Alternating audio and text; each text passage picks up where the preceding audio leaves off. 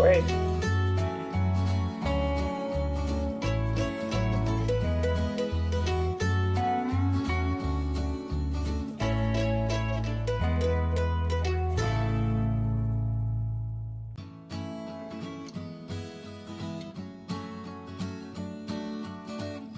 Thanks.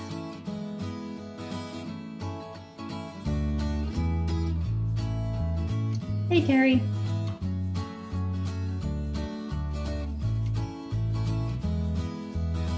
Good evening. What exciting's happening? You're downstairs tonight. Did Joyce kick you out of the kitchen? Yep. No, she decorated, so I had to. Oh, I see.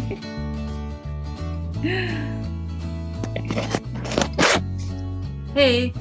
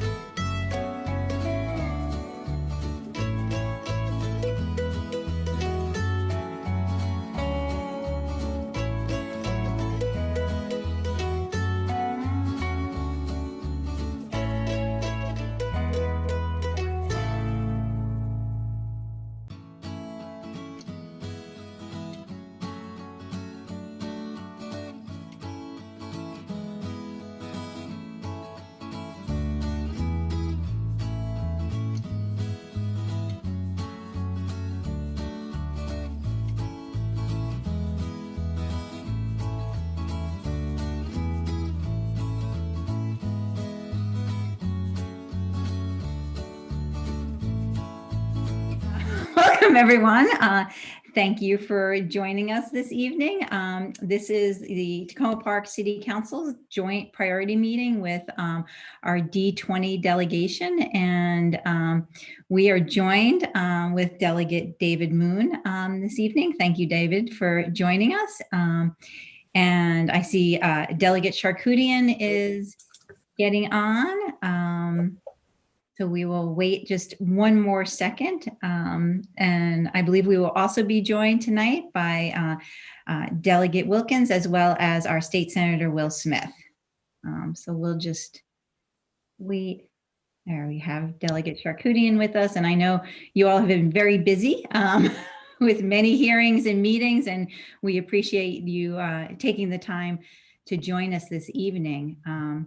I'll just kick us off and thank everyone for joining us tonight and welcome you all and give you a little history about when we started these meetings. They're about 5 years ago. We started doing these joint meetings in December. And the reason for them, our goal in these meetings was to meet with our delegation to talk about the city priorities as they go into the legislative session in Annapolis, and to also hear from the delegation about what they're planning on for the session. In addition, during our non-COVID times, this meeting provided residents with an opportunity to provide public comment and testimony that our delegation could hear without traveling to Rockville and Annapolis.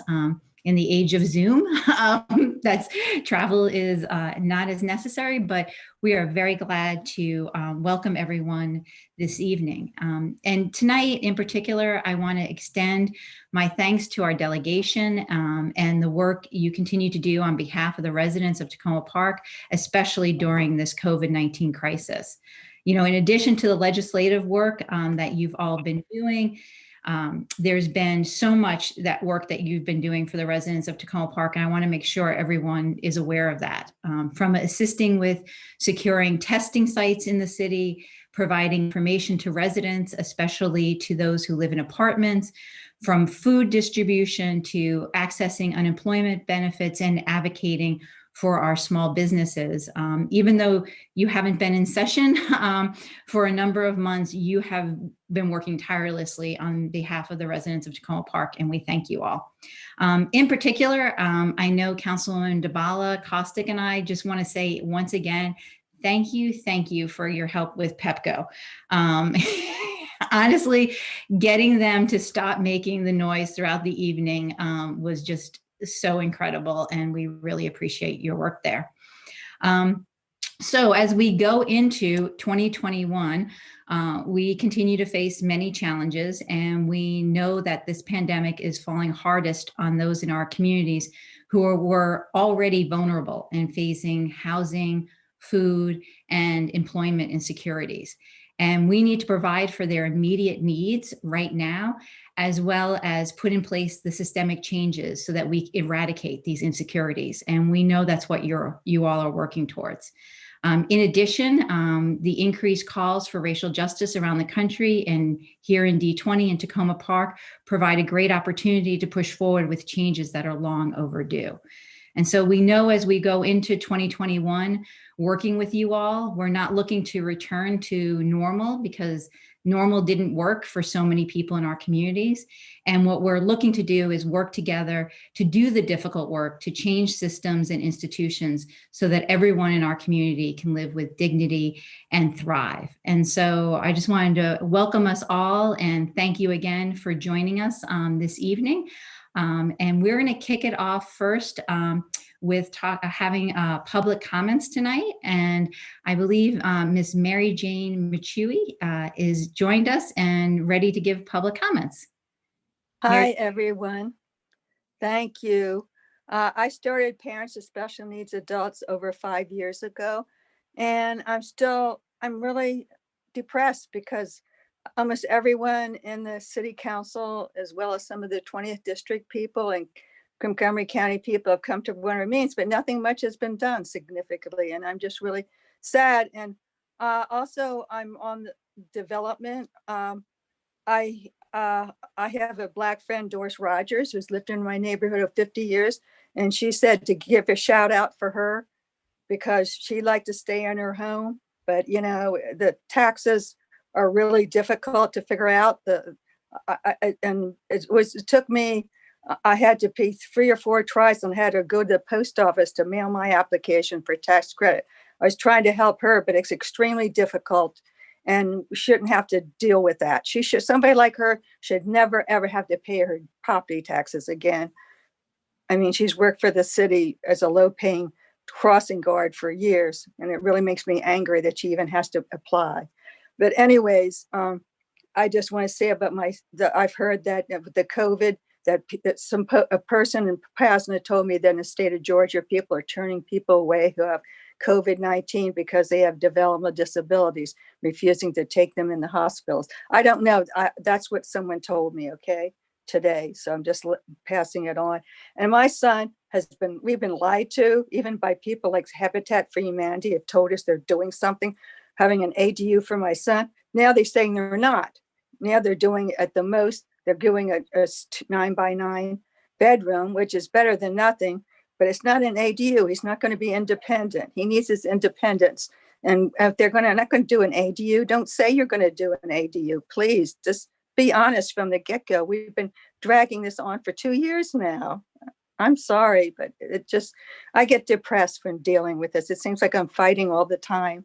And the Department of Rehabilitation Services, which is a state-run agency, you state officials, they told my son they're out of money now, so they can't help him get a job. He was laid off last October for his job as a doorman. I mean, I think it's really racist that as a Black person, he's been told only jobs available for him as a doorman and a valet, but that's what Doris told him. He can do better, but they just say, well, we can't even get you a job. We even fired you for your job as a doorman because we live in a hotel. And of course, all the hotels are closed. It really bothers me. And I have a sign that says gentrification is a form of racism. I've had it in front of my house and 2 times people have taken it down.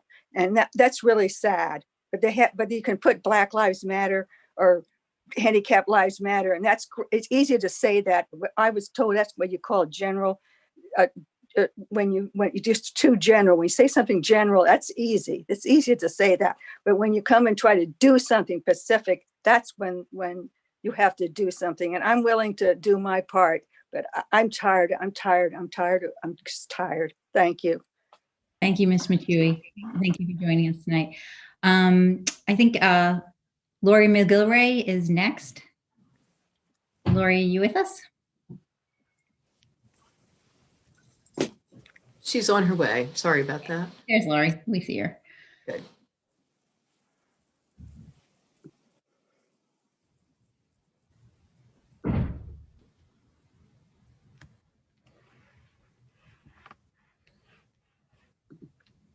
Do we have to unmute Lori?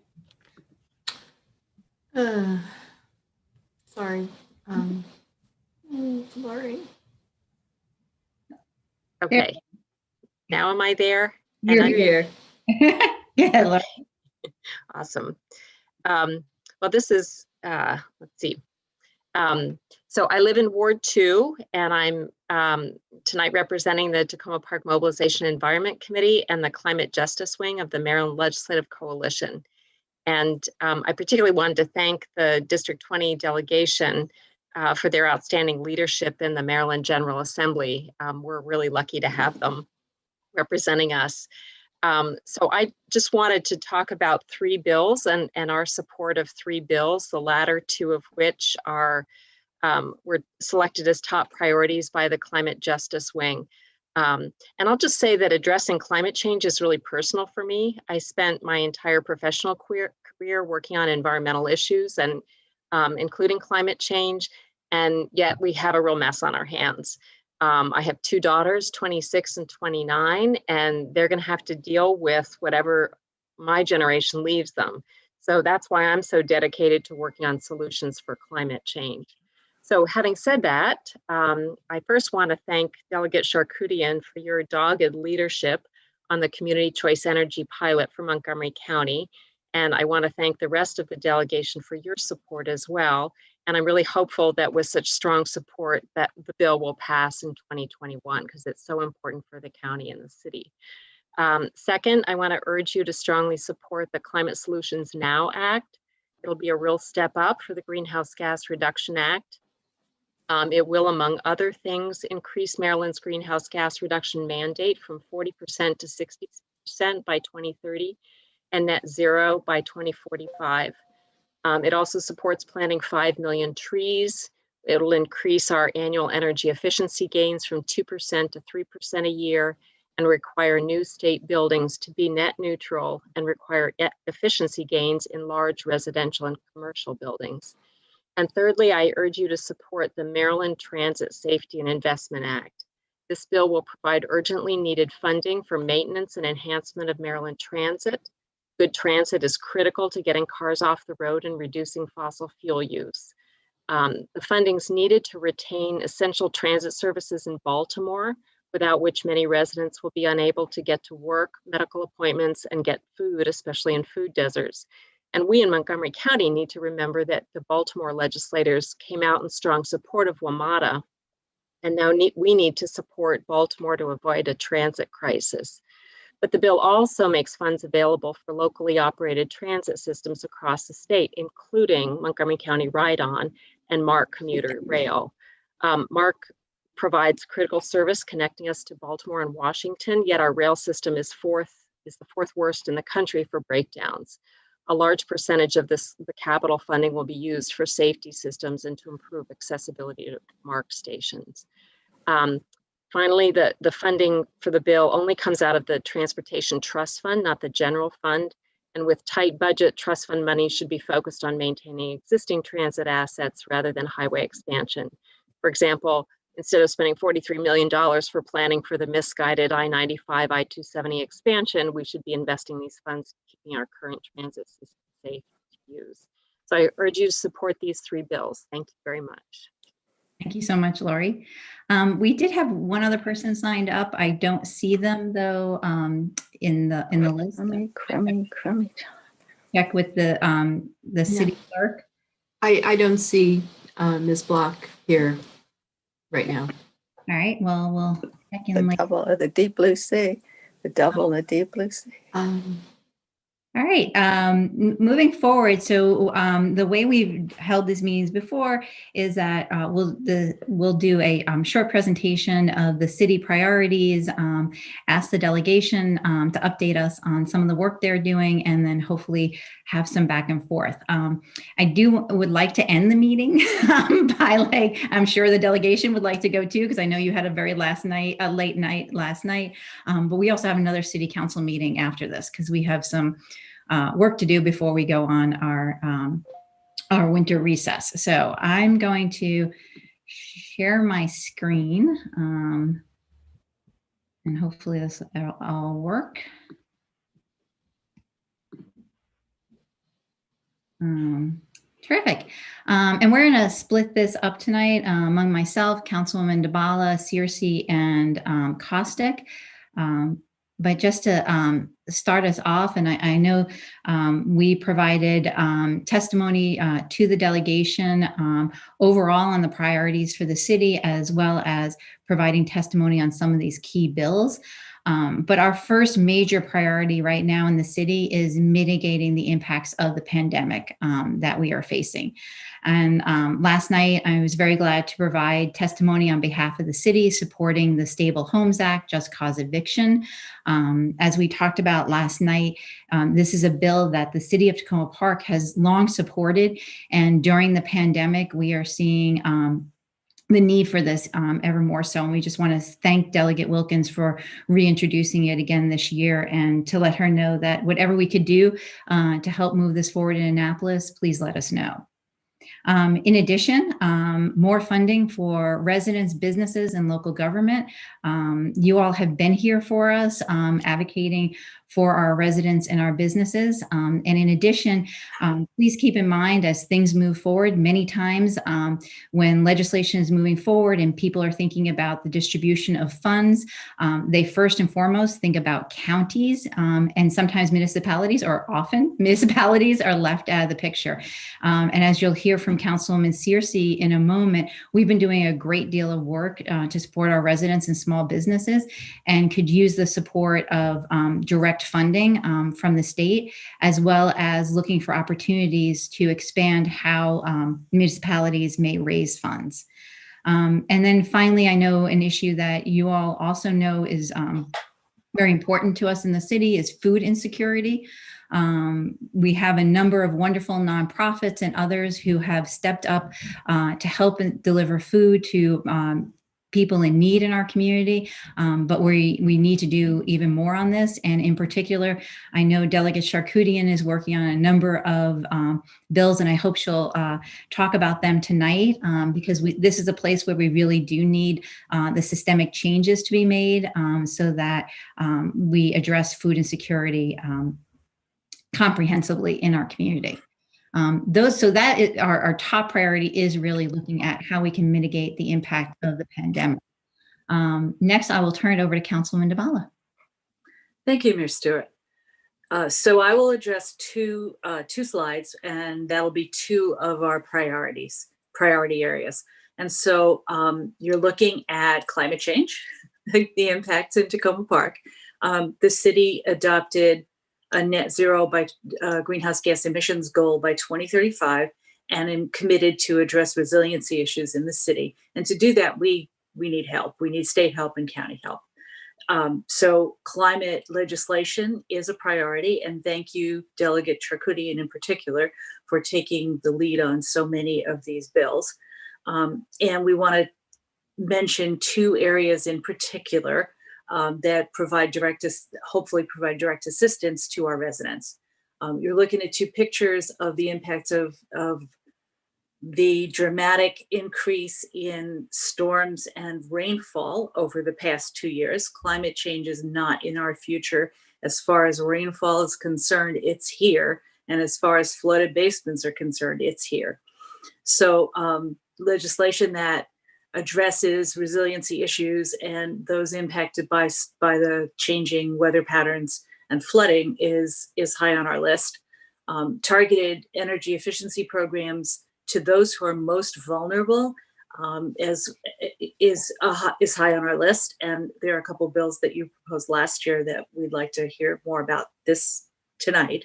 And thank you once again, Delegate Charkoudian. I keep mentioning it for carrying the program forward on community choice energy. That would be a linchpin for our local climate efforts in terms of reducing greenhouse gas emissions and making energy more affordable for the residents of our community.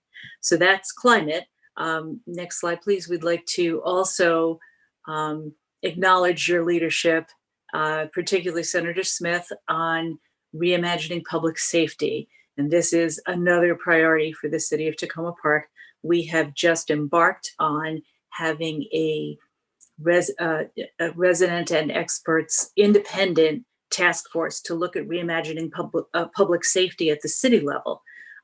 Once again, cannot do what we want to do without changes in the county and particularly at the state level. And so we look to your leadership and guidance on this, and we look forward to working with you on supporting several of the bills that are moving forward. And just a footnote to say that one issue at the local level that really resonates for us is community mental health needs, and what is the best way to serve these needs, particularly during the pandemic, and whether the current structure that we have for responding to these is really what we want. So with that, I'll turn it over to my colleague. Councilwoman Searcy. Great, thank you so much. And I just want to thank you all again for meeting with us today, but also for all of the work that you've been doing on the priorities that I'm going to discuss. Specifically, the purple line, yay. I just want to reiterate my appreciation to Delegate Charkoudian as well as Delegate Wilkins to really help us with lobbying MTA and its concessionaires to get the Purple Line construction back on track. We're continuing to seek your assistance. One, with ensuring that the $2 million for area small businesses that Delegate Wilkins fought so tirelessly, along with the rest of D20 and D47A teams, to get Governor Hogan to release those funds. So definitely want to make sure that we're continuing to think about the needs of small businesses that are impacted as a result of construction, but also as a result of the pandemic. So thank you for that. Also, thank you, Delegate Charkoudian, for pushing forward Purple Line tree replacement legislation.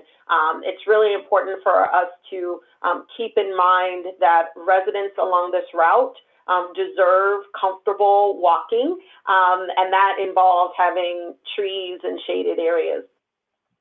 Another thing that Mayor Stewart mentioned earlier is support for expanded funding flexibility for municipalities.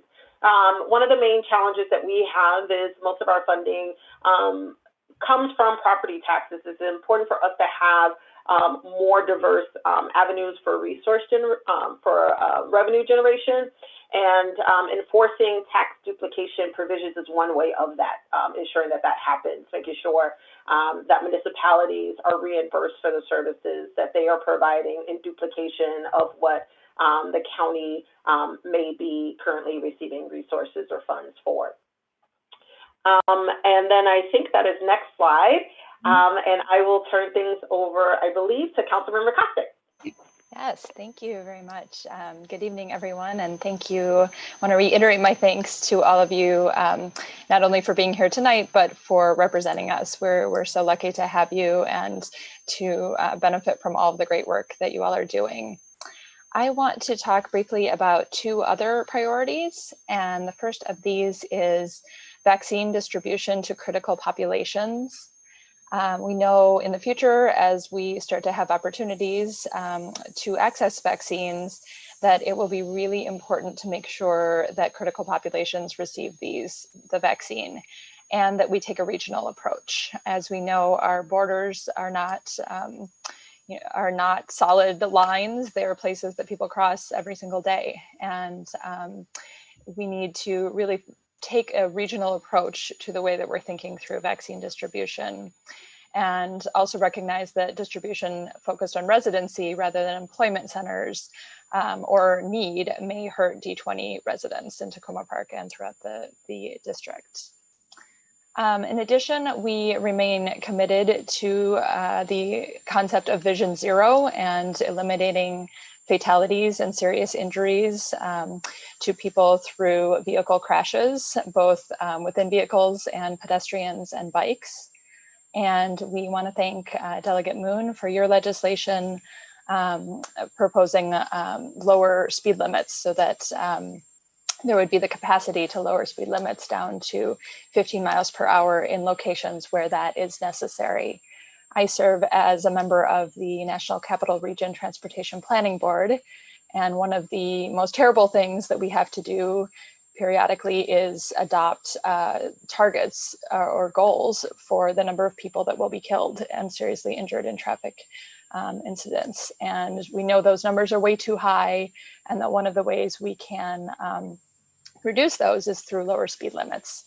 So we appreciate this legislation, and we also hope that municipalities can be incorporated into it as well. So we have the opportunity to lower speed limits here in Takoma Park. Thank you again, and I am now, I believe, turning it over to one of my colleagues. We're going to hear back to Councilwoman Searcy. I'm back. All right. So I want to take a few minutes to just really walk you all through, one, the current state of COVID-19 on the city of Takoma Park, our community and residents, and then secondly, talk a little bit more about some of the initiatives that we've put in place to try to address some of the negative impacts of COVID-19 on the city. So what you're looking at right now is a City of Takoma Park data dashboard. It's where we obtain data from the county specific to the City of Takoma Park and run comparisons between our rates and that of the county. And one thing that's important to keep in mind is that the City of Takoma Park continues to be a COVID-19 hotspot in Montgomery County. Sometimes our numbers get merged with other parts of Silver Spring area. So one of the things that we wanted to make sure that we were able to do was really hone in on rates as it relates to the city of Tacoma Park. And when you do that, you do see that the city is actually at a rate that is higher than Montgomery County. Our 7-day moving average is close to 60 new cases per 100,000 residents in May, compared to 25 new cases per capita countywide. And it continues to trend higher than the county average. Next slide, please. And so part of that is due to the fact that there are economic disparities that exist in terms of employment, educational attainment, and wealth building for Tacoma Park's Black and Brown populations. And those have been aggregated by the pandemic. So we have a number of a large immigrant population. You have a lot of people who work in the service industry, and as a result, they're more likely to be frontline workers and therefore at higher risk for COVID. Tacoma Park small businesses, particularly the immigrant and minority-owned businesses, have also been hard hit by this public health crisis. Keep in mind that the city of Tacoma Park is a sanctuary city. And so we may have a number of residents in our community who are undocumented and therefore less likely to have things like health insurance and health care while working as a frontline worker. And so all of those things combined creates a true challenge for ensuring that all of our residents have access to the necessary services that they need during this pandemic. And most recently, there is a growing number of self-help evictions in the city. We are definitely doing what we can to try to work with residents throughout the community, as well as landlords, to stress the importance of making sure that we're able to keep people in their homes during this pandemic. But it's only a matter of time before rents are due and rent reprieves are released. So it's important for us to make sure that we're able to help those residents that are in need of housing. Next slide, please. Great. So one of the things that I do want to highlight is the fact that the City of Tacoma Park staff acted extremely quickly in response to the pandemic, actually quicker than our county colleagues. So soon after the outbreak, we supported residents and businesses with new emergency services. And that included also online services. And we also created a COVID-19 relief fund of $634,000. And as a result of those funds, we were able to provide direct services to small businesses, direct funding assistance to more than 92 small businesses, and that was in the form of a mini grant program that we used to provide direct cash for those businesses that were shut down during the countywide shutdown. We also provided resources to funding information provided to 556 businesses. And I think that relates a little bit more to the fact that there were a number of businesses that weren't aware of things that included like federal grant programs, loan programs, and as well as county information that might have been available in terms of resources that they might have been able to leverage. 55 businesses received cleaning supplies and safety protocols, and I'll talk about that a little bit later, but we instituted a healthy business initiative that was designed to really try to make sure that we're protecting patrons of our small businesses and providing things like 6-foot signage and as well as hand sanitizer and things like that, as well as helping the businesses with making sure that they're able to keep their spaces clean. And that goes into, we distributed public health signage to 370 businesses. And another thing that is important that we were able to institute is expanding our workforce development efforts. One of the things that we found was that there were a number of people who were out of work as a result of the pandemic. And there was ways in which we might have, that those residents were able to connect with different types of learning programs where they could learn new skills, learn new trades, and as a result, expand their ability to work in other fields as a result of the pandemic. So we've done a lot of workforce development efforts. Next slide, please. So these are a few of the pictures from the COVID-19 Healthy Business Initiative, and you can kind of get a glimpse there of Councilmember Dabala holding face mask allowed signs. We even had a mask on Roscoe.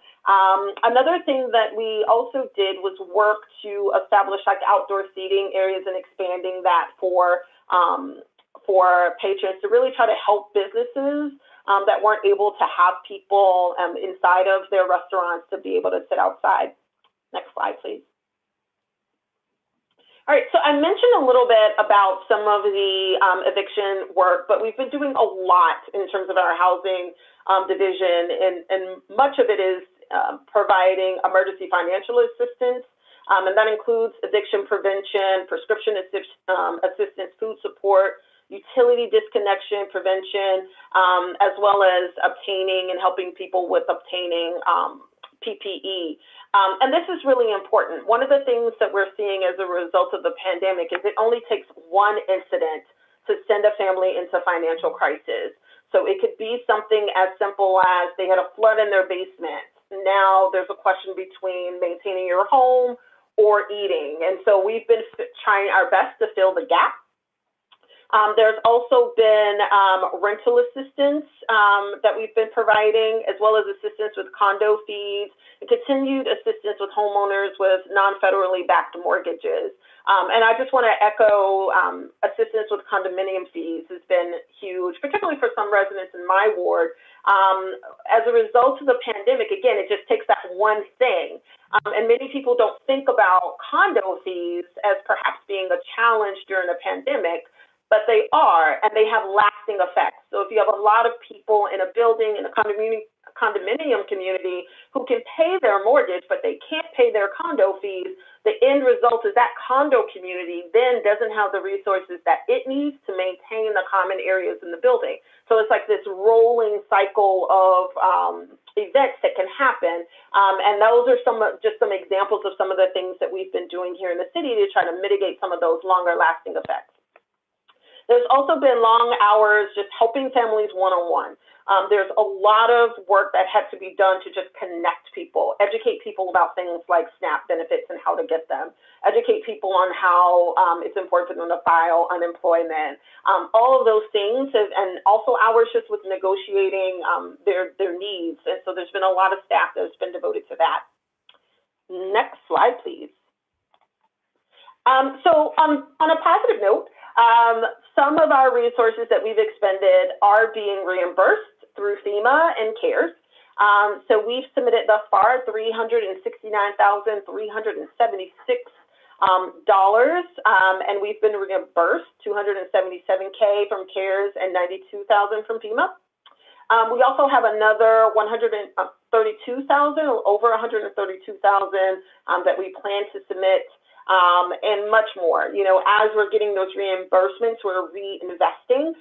But again, that kind of goes back to the point that the mayor made at the start of this presentation. That it's important to make sure that the city and municipalities have those direct funds, so it's a little easier for us to make some decisions without having to wait for reimbursements from the county or from FEMA and the like. Next slide, please. All right, I'm going to turn things back over to the mayor. Thank you so much, Council Members Searcy, DiBala, and Kostick.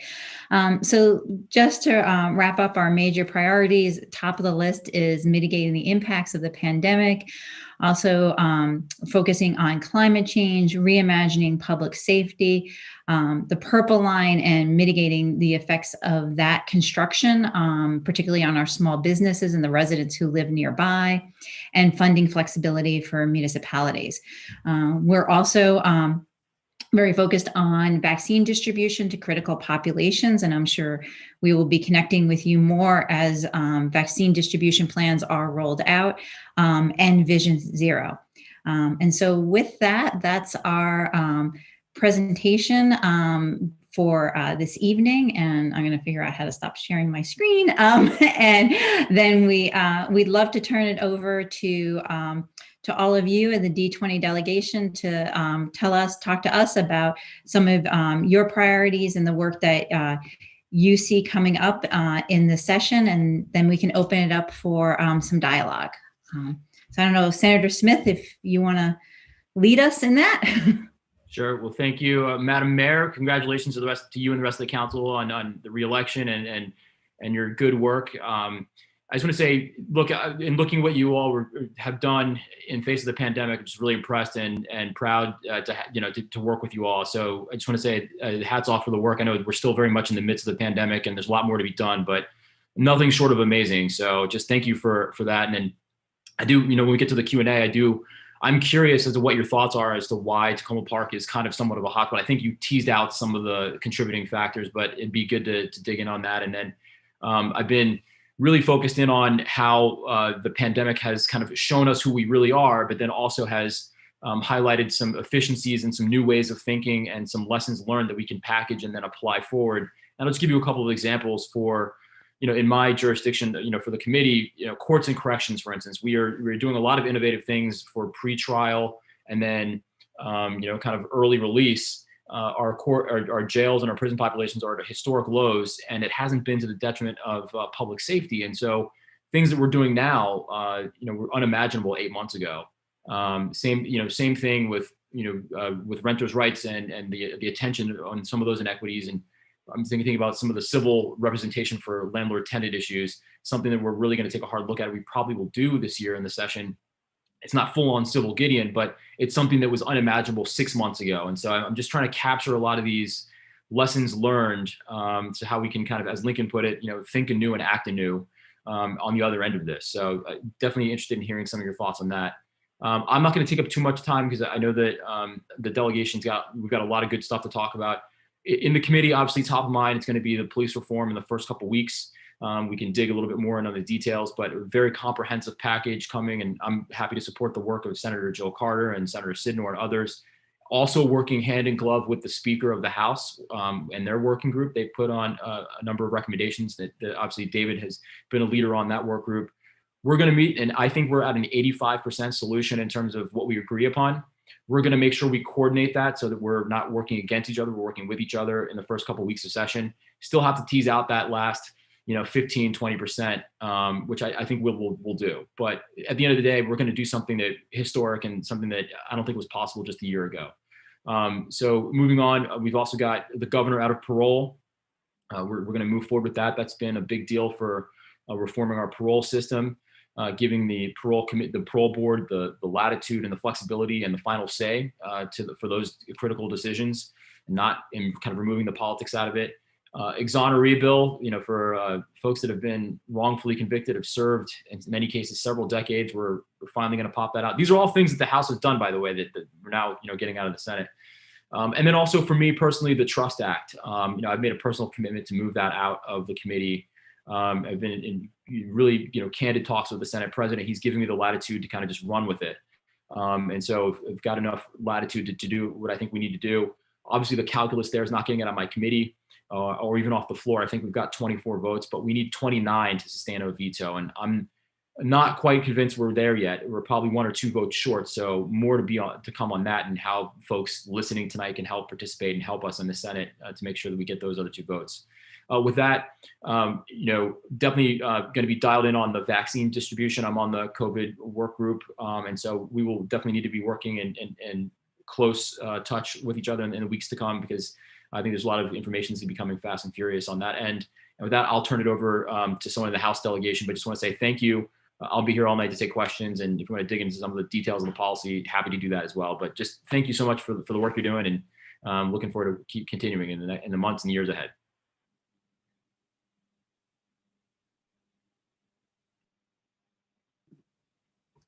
Great. I'll go ahead and jump in next if we don't have a specific order. Hi, everyone. Good evening. I hope you all are holding up well. I am Delegate Janelle Wilkins, and I am proud to represent this district along with my wonderful colleagues. I think we have the best team in Annapolis, and very proud to work with these really awesome delegates. So I wanted to start by just flagging a few things about the upcoming legislative session. This will be a session like none that we have had, of course, because of COVID-19. We adjourned early in March for the 2020 session. And going into 2021, we're going to be meeting as one body in the House in 2 locations. We will be separated, about 70 of us, and then another group of 71 of us. Some of us will be on the House floor, and the other group will be separated for social distancing reasons in the annex, which will be in the House office building. Our hearings for all the bills that we're talking about are going to be virtual, so you can expect to be able to participate in all of the bills that we are talking about tonight in a virtual format, and really always appreciate the advocacy of the city coming out to testifying with us on the issues that you all have outlined, and that will all take place again in a virtual format. We start session, it's around the corner, January 13th, so we are in that frantic moment as legislators, getting all our I's dotted and our T's crossed in terms of making sure our bills are ready for the legislative session.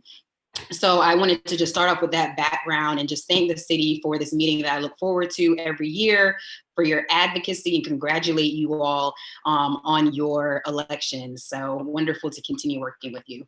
Very quickly, I wanted to share with you all some of my priorities for the upcoming legislative session. I'm putting them into 4 buckets, and I'll try to run through them very quickly. But first, I want to give everyone an update on the Purple Line. You all are probably aware that we've been working for a while now, for several years, around advocating for support for the businesses impacted by the Purple Line construction. And this has been a hand-in-hand project with the city of Takoma Park, with Councilwoman Searcy and Mayor Stewart. We've been working together on this. We were able to set aside $2 million in the budget, as was mentioned, during the 2020 session. However, it's at the governor's discretion to spend it.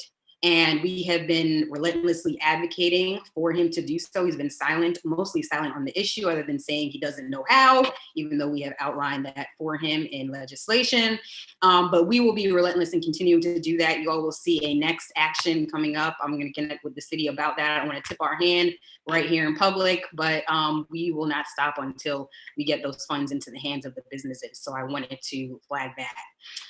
So in terms of legislation for the 2021 session, housing relief and eviction protections are absolutely my #1 priority.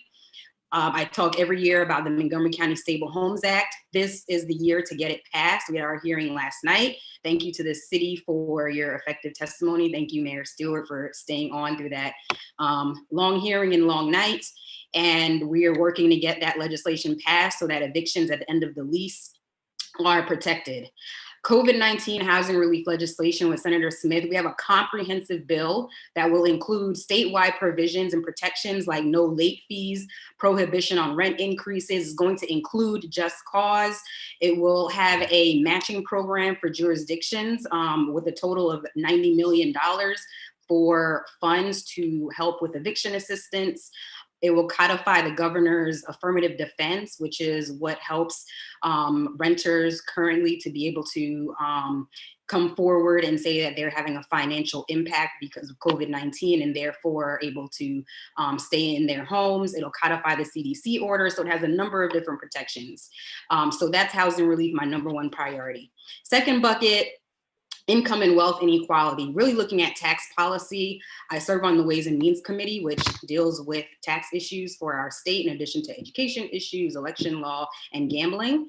And I have previously introduced these 2 bills that I'm bringing back, one related to the estate tax. So our current estate tax, when a millionaire passes down wealth, much of those funds are exempt.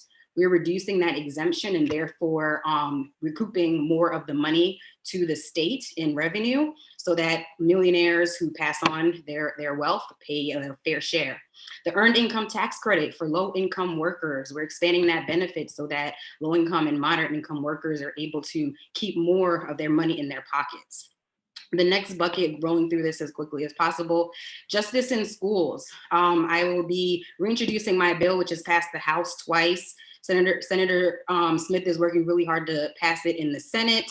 And it deals with banning discrimination from any school that receives public funds, whether you're getting money for textbooks from us or whether it's a voucher program. If you're receiving public dollars, We want to ensure that you are banning discrimination, prohibiting discrimination, because we're seeing that take place from some of these schools that are receiving public funds.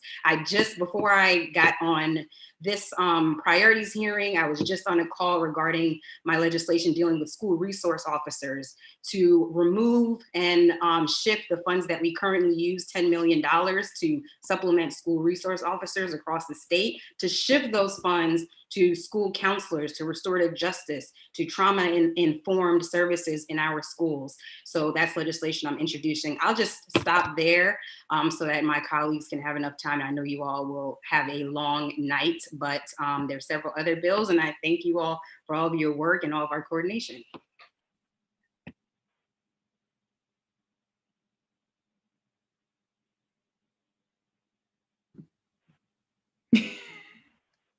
All right, I'm happy to jump in. Sorry, we were trying to hand signal who would go next. Good evening, everyone. Delegate David Moon, Ward 4 resident.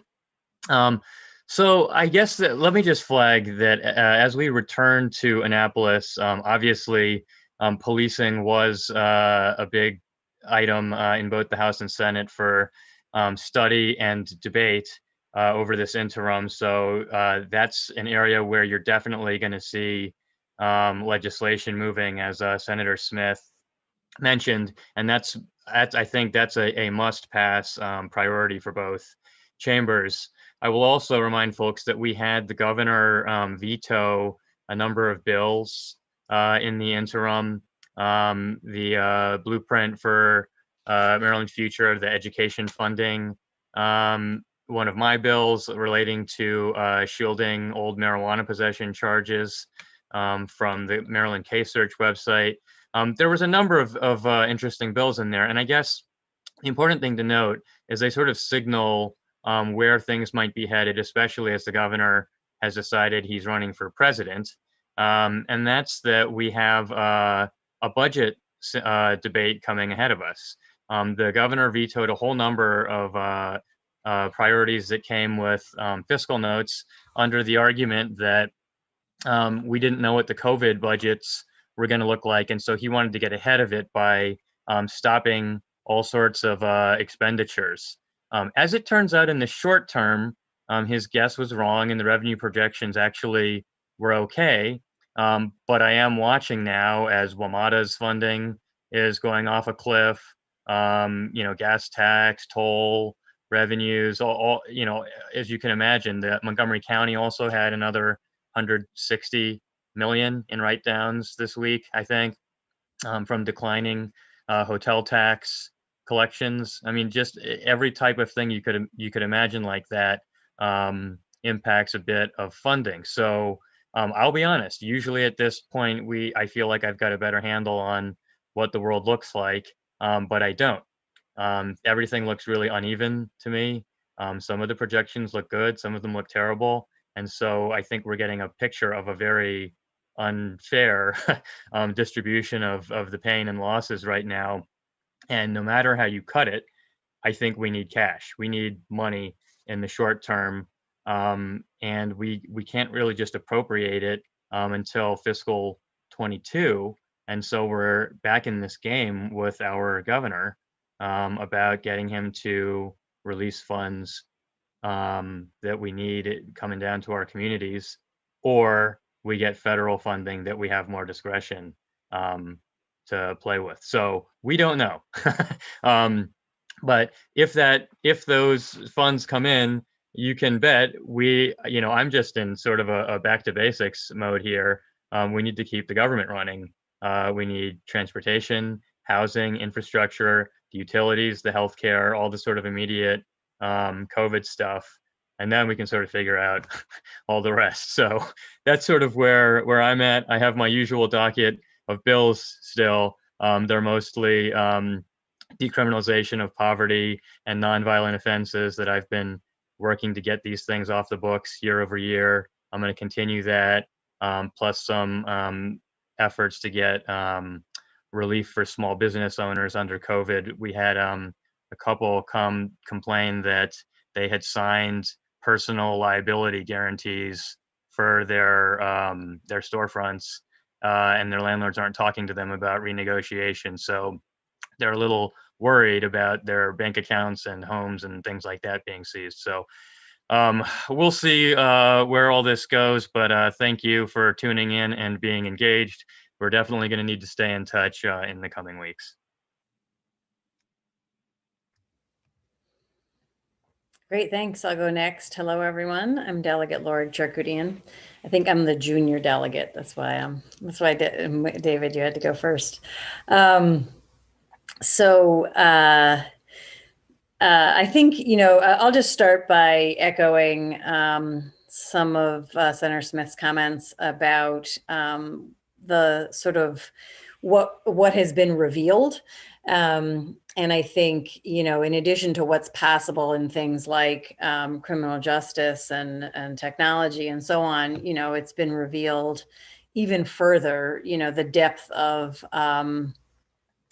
inequities and the depth of, and how many people were live so close to the edge and just really are just devastated, financially now, in addition to the health stuff.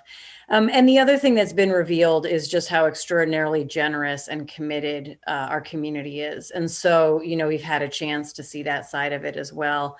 As I've seen all of you out yourselves personally and, with other members of our community, really stepping up to figure out how to, at the very least, get people through, with food, with assistance, get people through these times, and then also really making sure we're learning from these times and creating the structural change that's necessary. And so it continues to be an absolute honor to represent this community for all of those reasons.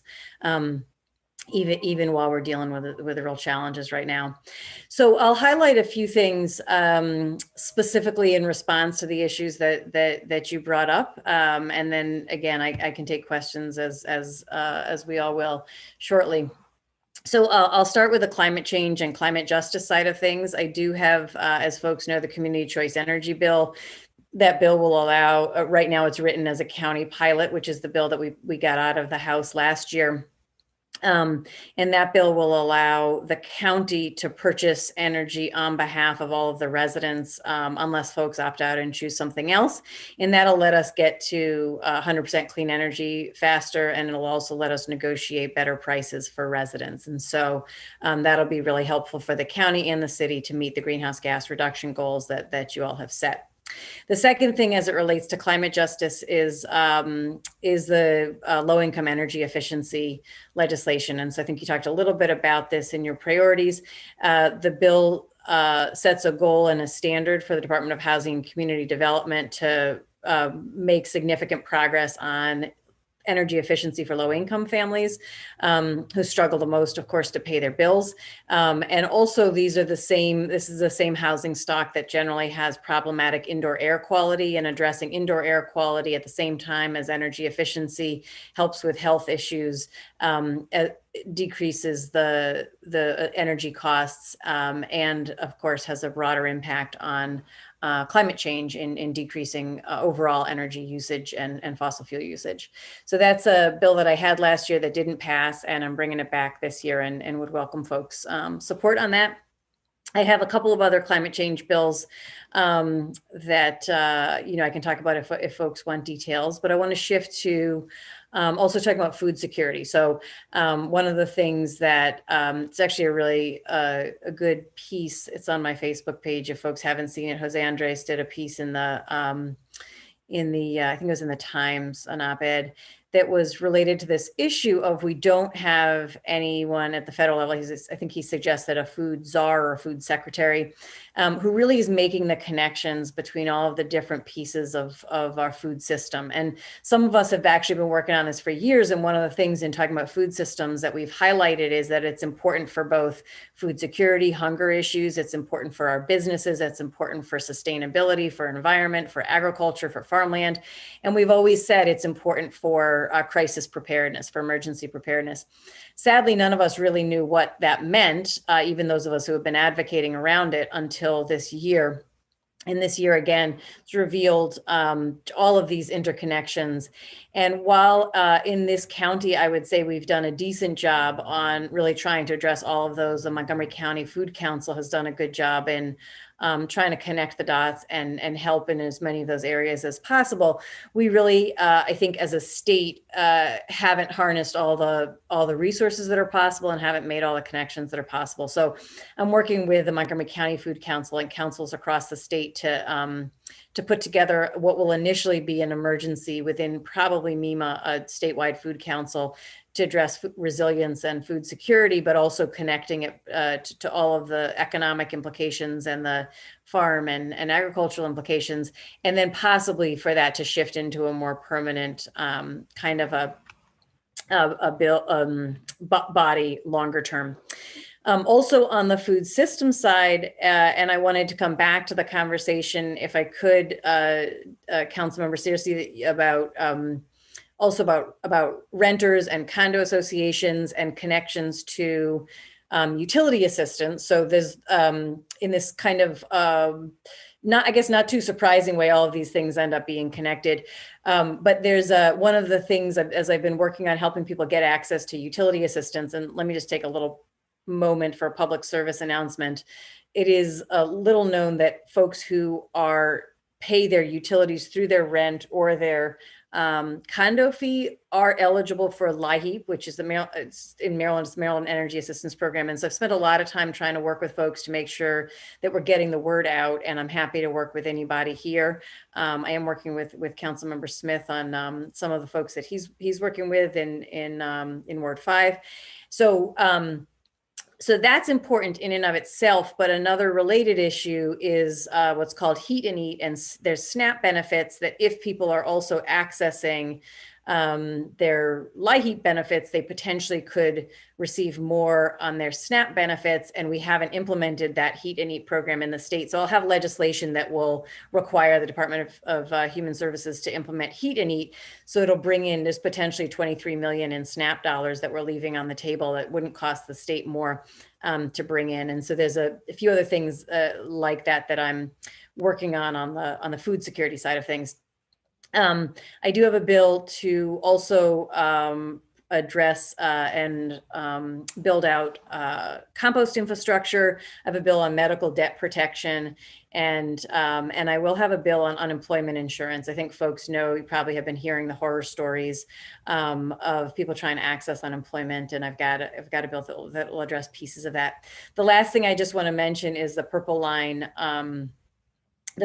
trees.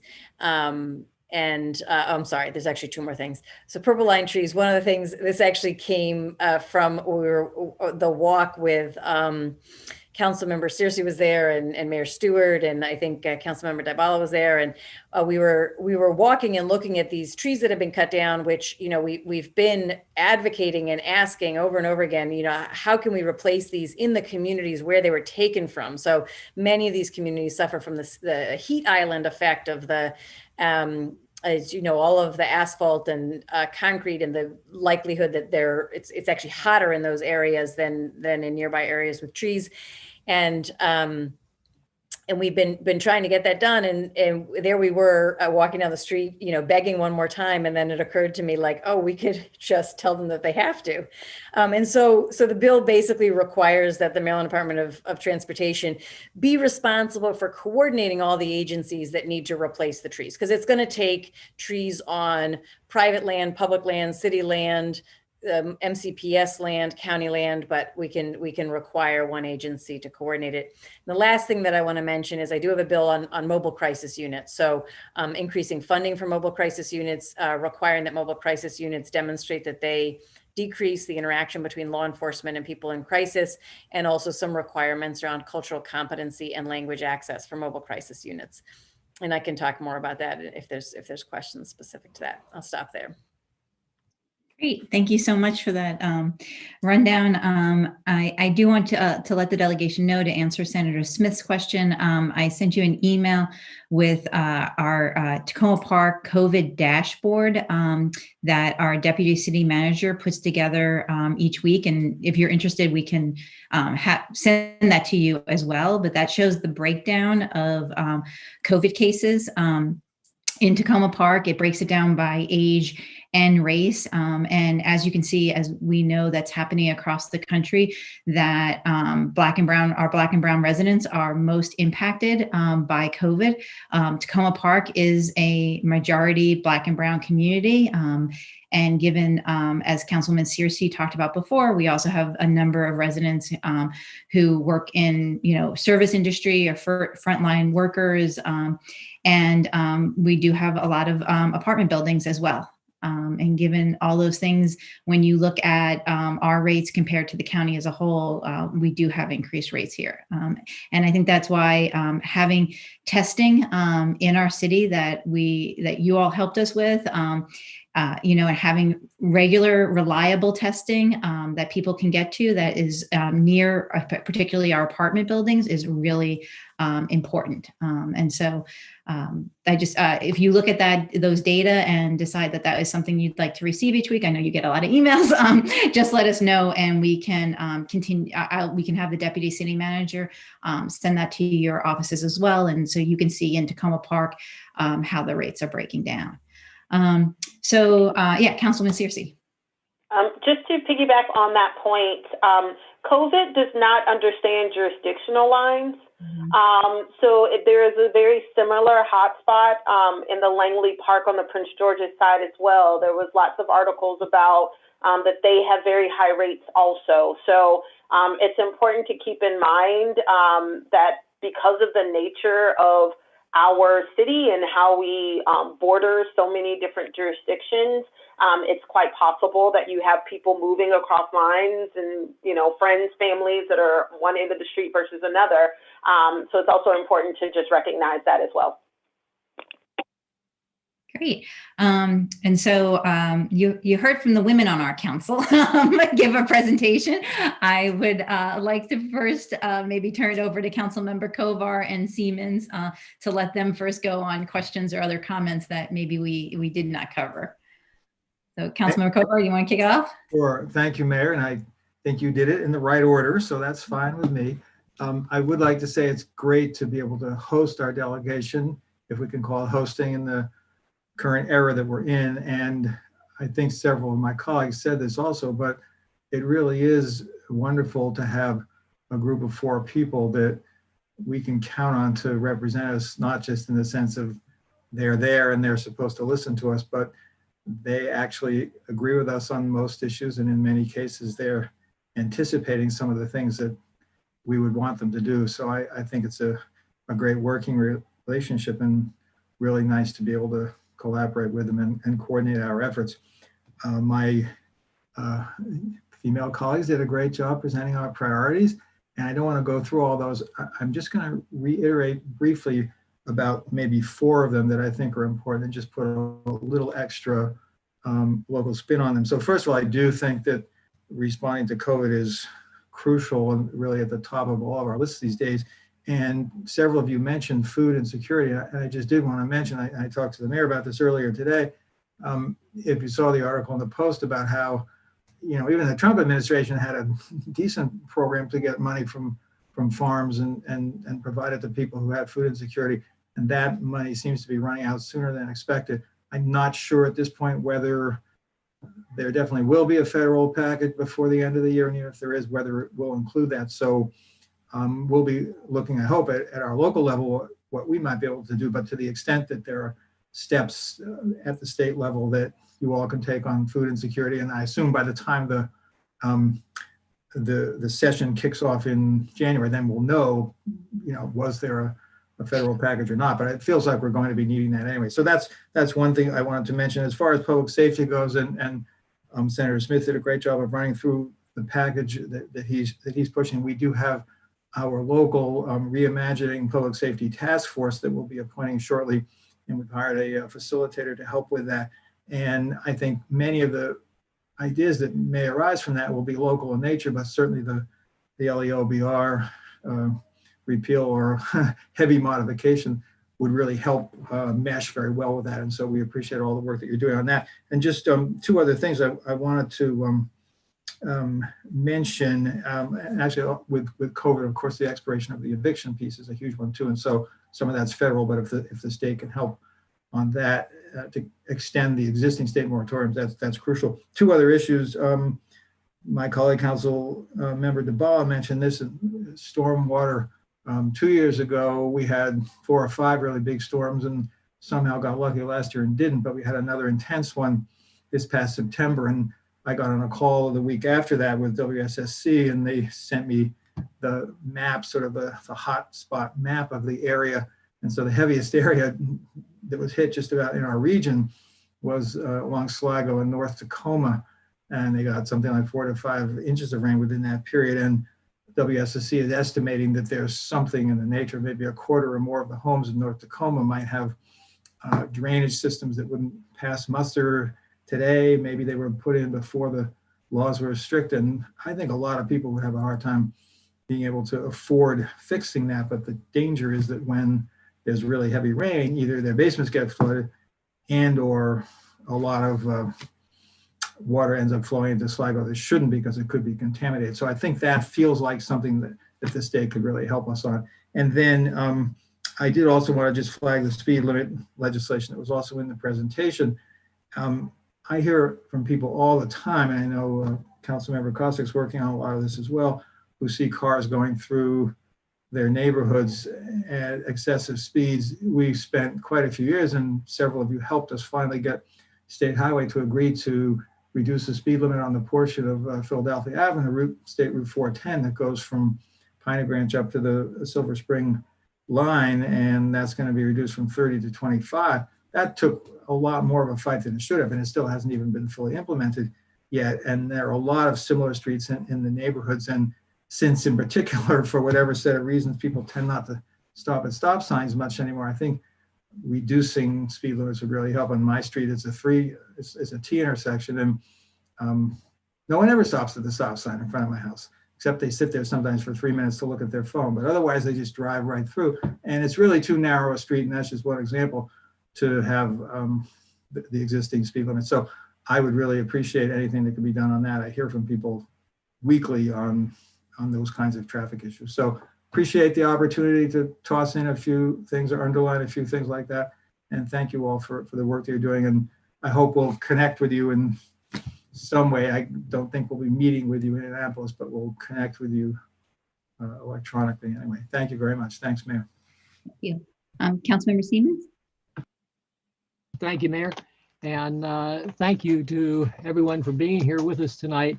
I'd like to thank my colleagues for the great summary that they did.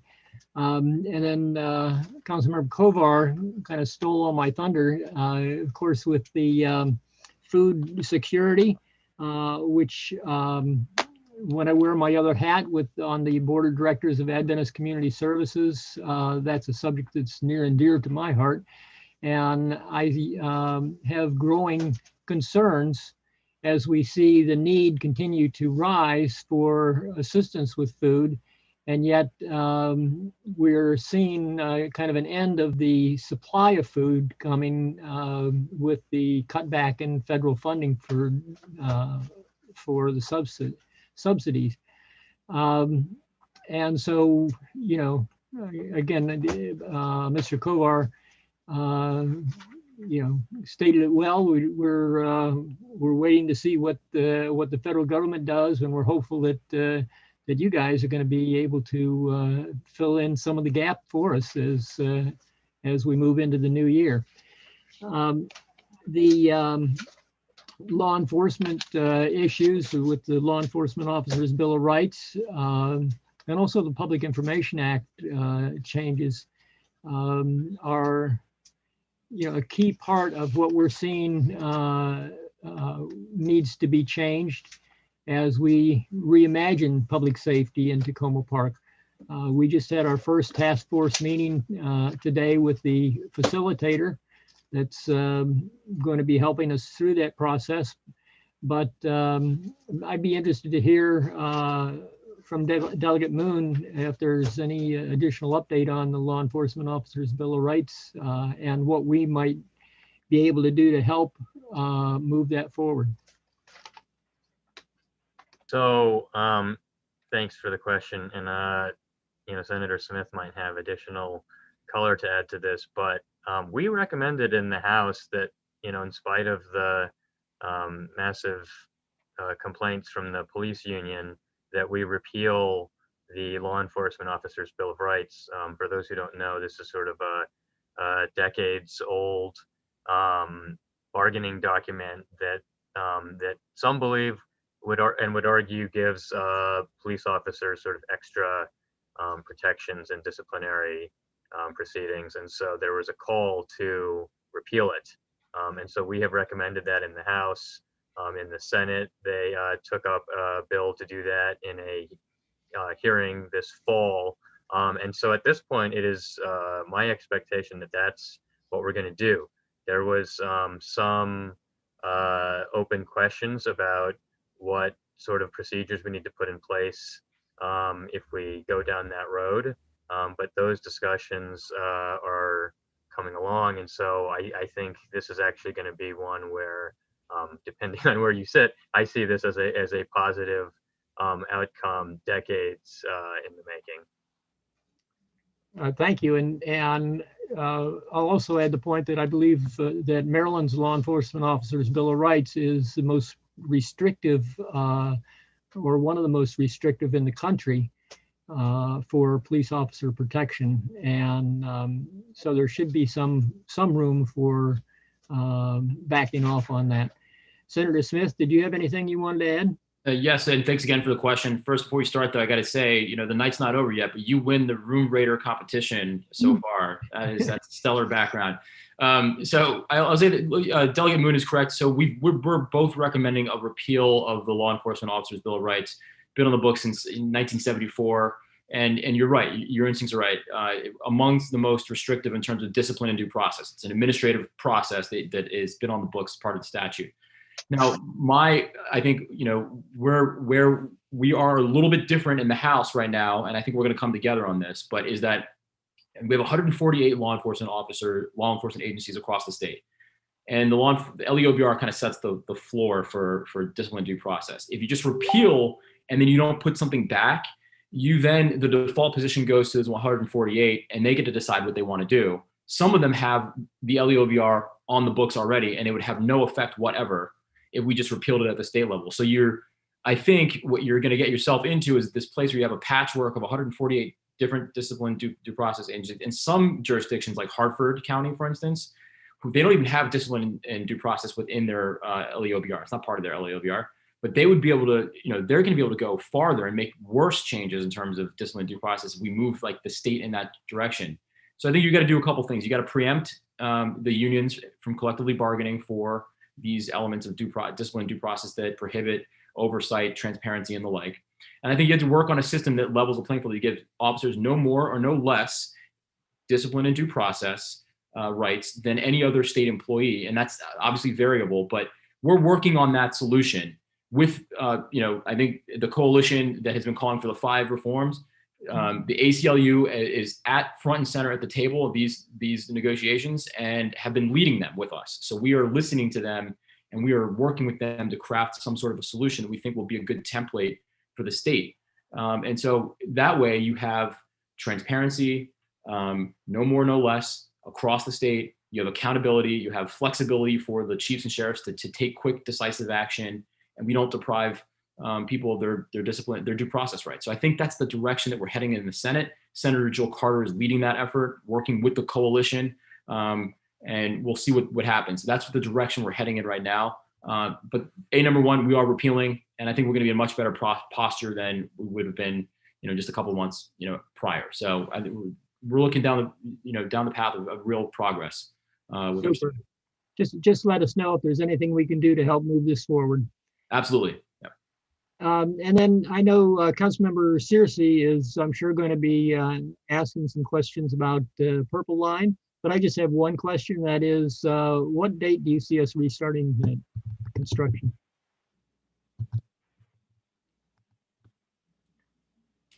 Senator Smith, you're still on my screen, so I'll let you. Okay. No, I don't know. I don't know the answer to that question. And I hope very soon, you've seen the activity just, along the route in terms of, and even in Tacoma Park. And I don't know the answer to that question, but I hope very soon. I don't know the answer. I didn't expect we would. Thank you. And that's all. Thank you. Great, thank you. I see Councilman DeBala, Costick, and Searcy have raised their hands. So I'll start with Councilman DeBala. Yes, thank you. So on the subject of the Purple Line, I've started getting again those little emails from the Purple Line update crowd about traffic rerouting to do certain pre-construction things, if that helps at all. I'm not sure it says anything about when construction's actually going to start. I wanted to thank Delegate Moon for your work on the on police reform over the summer on the Joint Task Force. I neglected to mention that earlier. That was key groundwork for what I hope will be a successful effort to repeal and hopefully replace LEOBR. I had one point I wanted to raise that we haven't talked about so far, and one question for Delegate Charkoudian. We haven't mentioned the city election this past November in the sense of of the process of running a separate city election in the course in the midst of a general election. And so I would appreciate if we could begin discussions on consolidated city-state elections, what that means. Is that a good idea? Should we even think about it? The very preliminary, just to get a sense of what that looks like. My question for Delegate Charkoudian is there was a mention in as we were talking earlier about a governor's hold on a particular amount of money. There was also a hold on some of the LIHEAP money to do additional weatherization for low-income buildings. Did that get resolved yet? No, right. So it was actually not LIHEAP money. What we had done is we had taken $6.5 million that had been allocated for natural gas expansion, and we set it aside. It's called fencing it off in the budget for low-income energy efficiency. And so this gets to this issue about question one, as you know, was about, and well done everybody, was about changing the Constitution so that instead of just fencing off and hoping the governor spends it, we actually would have been able to, and will be able to after 2023, move the money and then it will get spent. But right now, until then, we're still in this sort of odd situation that gives the governor way too much power. And so the governor can choose it's the same problem we have with the 2 million for Purple Line businesses we have for the 6.5 million for low income energy efficiency. So it has not, there's been various efforts to advocate for the governor to release those funds, and he has not done that. Let us know what else we can do on that as well. Okay. Thank you. Great. Councilman Costick. Thank you all again, and thank you for your updates on what all of you are doing. Please do, as my colleague said, please let us know how we can help and support you in this work. I just had a couple of comments. I heard from some residents that I wanted to just lift up, and then one comment as well to highlight as an issue area.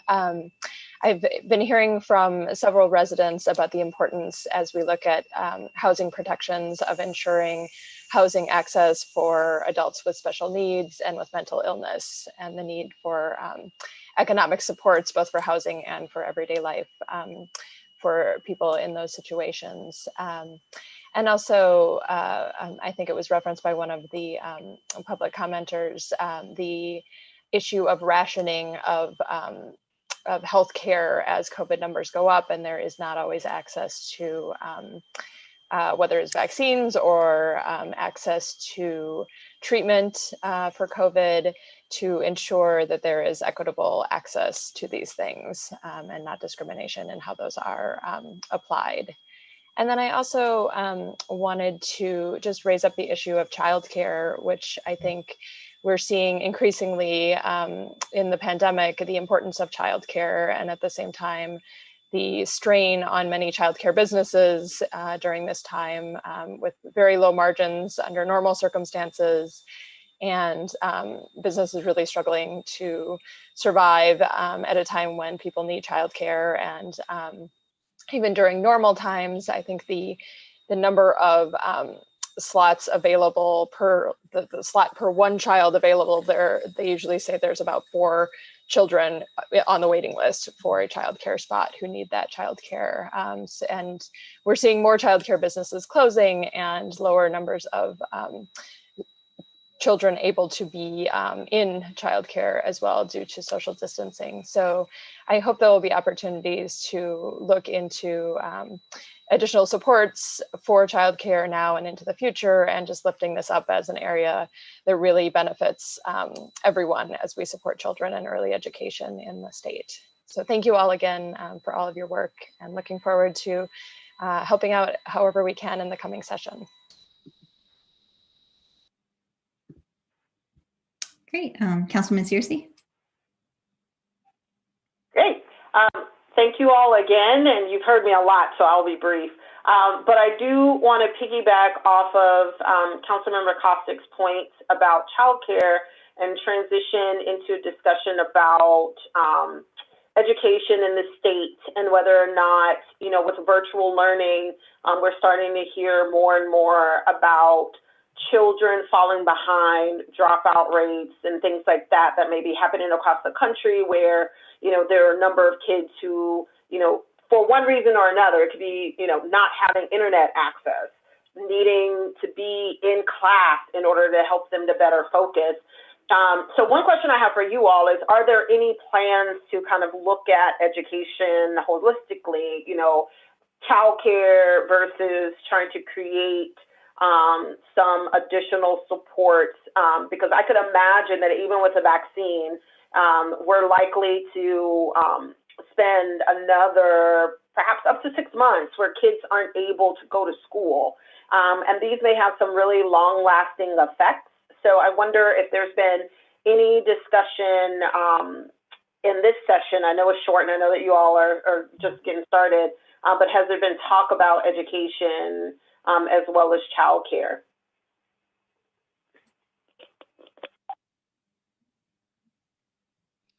I want to take the question, but I want to make sure that I fully understand. When you're saying not only just in this virtual setting and virtual learning, but just the holistic, how are we taking care of childcare issues and just the current situation of education? I want to make sure I understand what you're asking. Yeah, so my question is somewhat twofold, and I think they kind of relate.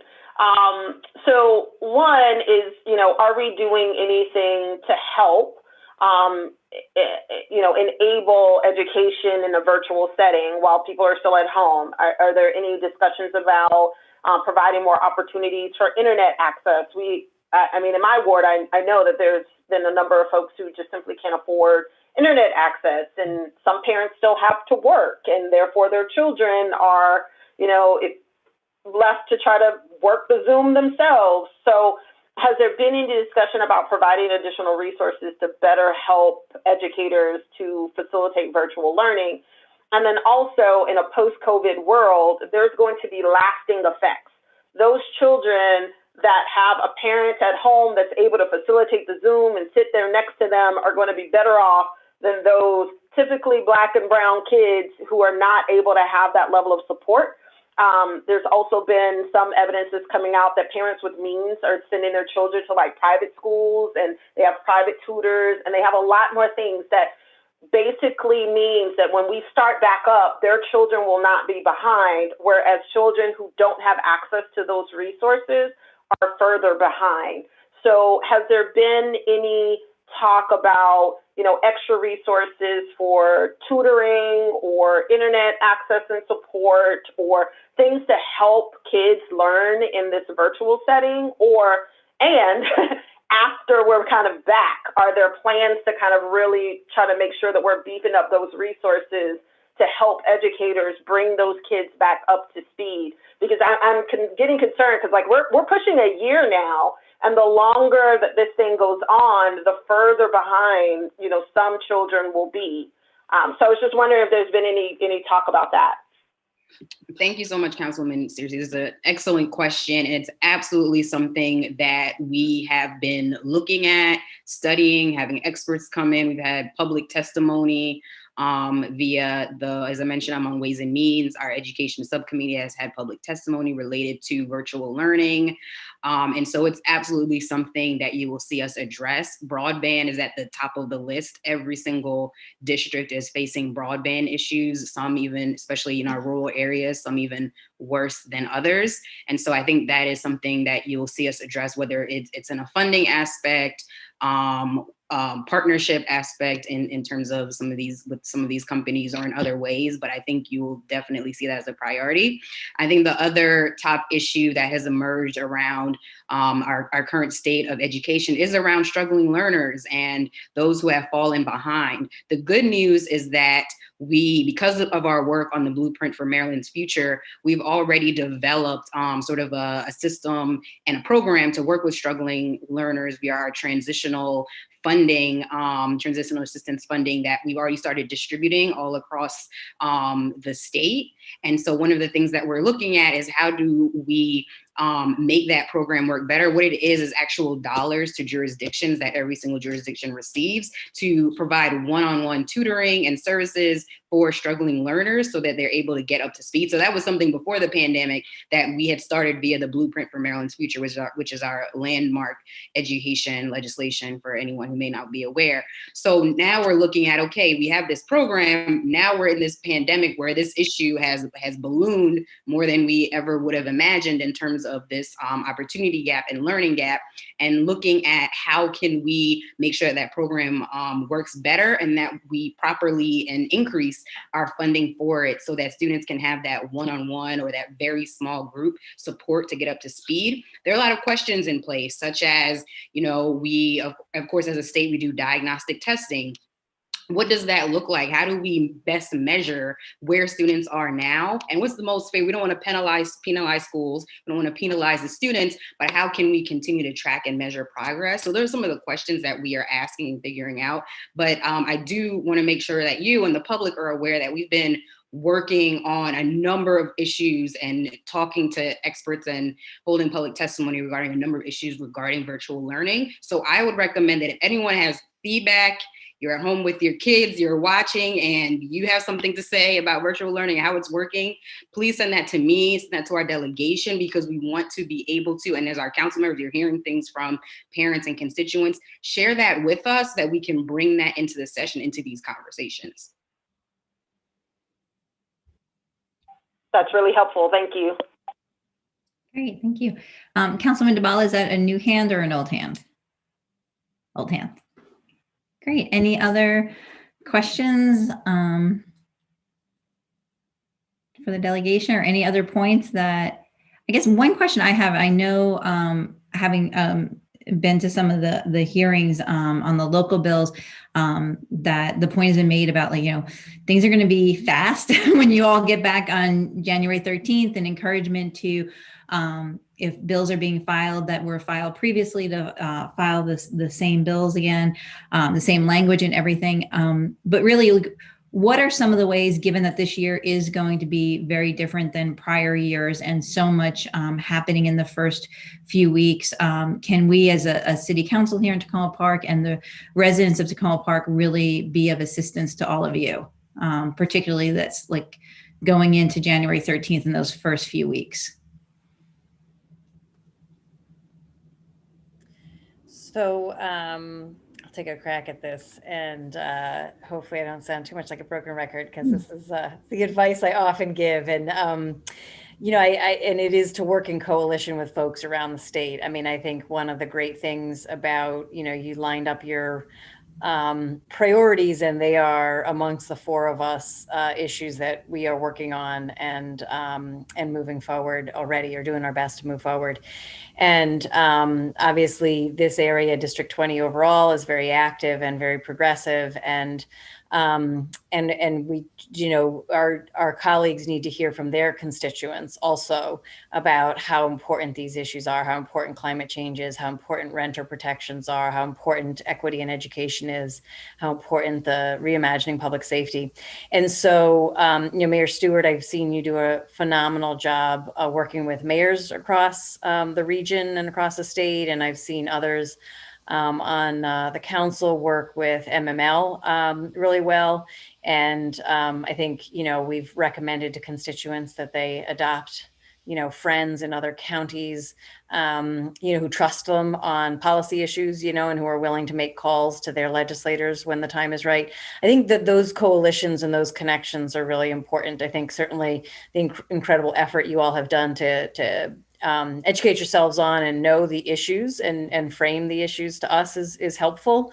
And continuing to work with colleagues across the state is really helpful because, you know, we need everyone to stay connected to their legislators and you know, continue to highlight how important these issues are to them. I would just say that, I mean, it sounds like kind of like a military thing, but I would say this is an asymmetric approach to things, right? I mean, so the fact that things are all digital, you leverage that. I mean, you now have access to people and resources that you maybe wouldn't have kind of pursued before. You can meet with coalition members. You can have access to information. There's going to be a larger attempt to make things more transparent, or as transparent as they can be, meaning that things are going to be online. You can have gavel-to-gavel coverage of hearings and floor sessions that will be streamed live for the first time. So there's more some of the silver linings about the pandemic, but the information is going to be available. And then you can use that information to be an informed consumer and then leverage your relationships. You can set up Zooms very quickly with coalition members and experts, and you guys can have conversations and then produce recommendations or critiques of what's going on in the General Assembly. So, I mean, I would say leverage this kind of asymmetric opportunity so that, you know, to your advantage. I mean, you'll be able to meet with people that you wouldn't have met with. You'll have access to information that you wouldn't have otherwise had access to. So maybe take advantage of the new, view it as an opportunity. I'm looking forward to not having to go to Annapolis to testify. Probably now to Annapolis. So there you go. Yeah. I gotta say, testifying from home the last couple of Tuesday nights has actually been very nice. So I could throw in just one bit on this too, because I'm not sure if I sort of threw out the proper level of alarm here. But I don't know if folks were sort of listening to this whole conversation tonight and reading between the lines. We have a whole lot of spending needs at the current moment, and we will coming out of this thing too. Just on the schools question alone, again, before any of this happened, we had an ambition of increasing annual school spending by $2 billion with a $1 billion deficit. That's before the pandemic. So, you know, and the idea that all of this is not going to be said, not like, oh yeah, sure, of course we should make sure everyone has internet and tutors to get them back up to speed when we're out of this thing. But at the same time, one of our own city residents, also a powerful political figure in the state, is out there making the case that we shouldn't be raising revenues right now to deal with this situation. And so he's laid a marker out there that basically predicts a world of only cuts, if that's the case, given the fiscal outlook. So this is why I say this is a thing that I'm really just sort of staring at, and like, yeah, hopefully Congress comes through with something, but any way you cut it, we're all sort of in the same boat here. You have limited sources of funding, the county has limited sources, and so does the state, and so we're all reliant upon the people on top of us. But somehow as this session goes through and we all split up and focus on our individual bills, the powers that be, up to and including the governor and some of our city residents, need to be hearing what happens if we do not keep these funds going. And so we need to all start thinking about who's willing to pay what, who has the ability to do it, and which of the things we start to cut first, because it seems like that's where we are headed, unfortunately. Mm-hmm. Great. I think our city manager, Suzanne Ludlow, had a question or a comment. Yes, thank you. I wanted to piggyback on that and just note that when there's hard times at the state level and the county, they tend to cut municipal funding. Mhm. And so not only do we have the impact of the negative impact from the pandemic on our budget directly, it's compounded by having cuts from expected sources at the state and the county. So as you're looking at these funding elements and the impacts of these difficult decisions that you're going to have to be making, it would be really helpful to say, hold the municipalities harmless a little bit on that, because we're taking our own direct cuts as it is, and not to have it compounded. We went through that after 2012, after the 2008 recession. We were hurt more by the cuts from the state and the county than we were from the direct problems of the recession. And I really don't want that to happen this time too. I think, as you saw from our presentation, we're really working really hard to do service, as is the county and the state. And I think we just want to make sure that we're protected as we go forward with the budget situation in this coming session. Yeah, and I think just to underscore what the city manager said and the presentation that Councilwoman Searcy did is how important the fact that the city was able to provide rental assistance as well as mini grants to our businesses, like within weeks of the shutdown happening. We were able to get programs up and running, and we can't do as much as the county does or the state does, but sometimes we can do it faster and we can identify the need for people. And it was really a lifeline for many of our businesses. Many of them are really hurting right now, but I have to say, like, when we look across the city, we've had maybe 6 or 7 businesses that have closed across the city, and that's 6 too many. But I think we've been able to keep some open, many of them open, because of the quick assistance.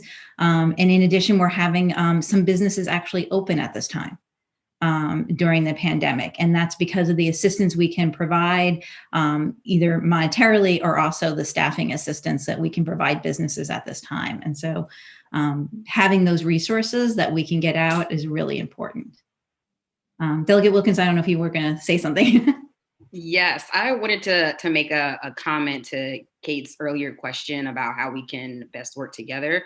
I found it really, really useful, the city's creativity and resources to support some of our mutual priorities. For example, regarding the Purple Line, working with the city to create a video, which I would not have been able to have the resources to do that at my disposal. And the city has also hosted us for a press conference regarding the Purple Line businesses. So I think that as much as possible in this online world, figuring out different ways where our priorities are shared on how we can be creative in sharing resources and those kinds of efforts, I think will help us to advance the mutual priorities that we share. So I wanted to both thank you all for the resources that you've been able to leverage to some of our mutual priorities, and in response to your question, that I think those types of strategies, even more so, we should try to figure out how we can continue to work together in those ways. Great. Terrific. So I'm not seeing any other hands. And again, I know we're all spending very late nights on Zoom, and you all have a lot of work to do. So I think with that, I will just say thank you very much to our delegation for continuing this tradition of meeting with us, talking about priorities, and having a great dialogue. We very much appreciate that. And for my council colleagues, we're going to take a little break because we're technically not scheduled to start our council meeting till 9:30, and that's what has been noticed. So I think you can either stay on this channel and take off your video and come back on, or log back in a little before 9:30.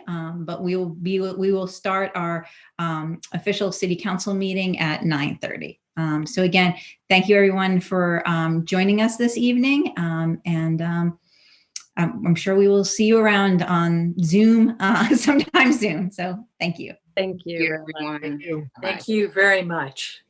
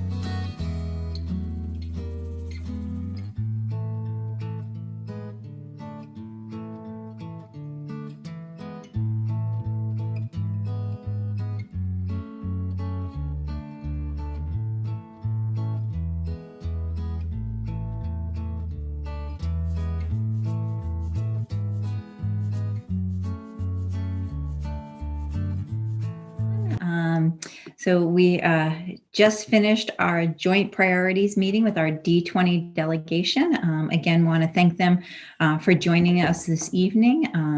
And we did record that. So if you did miss that, you can go back and watch the recording of it.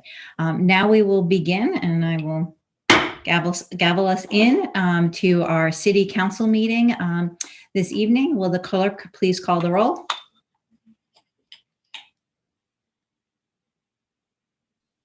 Mayor Stewart, Here. Councilmember Kovar, Here. Councilmember Dabala, Councilmember Costick, Here. Councilmember Siemens, Present. Councilmember Smith, Here. Councilmember Searcy. Here. Great, thank you so much. All right, looking at our agenda this evening, we did have an addition to the agenda since it was posted in our voting session. The last item will be a resolution extending the term of interim tree ordinance regulations. So that is on our agenda for this evening and was just added after things were posted. In addition, just want to let you know that the next time the City Council will be meeting will be in 2021 on Wednesday evening, January 13th. So tonight is our last meeting of 2020. Gotta say, not sad about seeing 2020 go by. And so we will, obviously, all of us, even though we're in recess and don't have our Wednesday night meetings, all of us are obviously around doing other meetings with residents and things. So we are here, and particularly during this time of COVID and when we are in the nearing the holidays and everything, just because the City Council isn't meeting in our sessions every Wednesday, I want all the residents to know that we are still here for them. Okay, so we'll turn first to public comments on voting items. We had one person sign up for that, and I'm not seeing them. Am I correct? I'm asking the city clerk. That's right. Mary Jane Machui is on. Yeah. So she is available, I believe, to speak. Yes, and Ms. Machui signed up for comments on other matters, so I'm not seeing anyone who has signed up to speak to any of the voting items, so we will turn it over to Ms. Machui.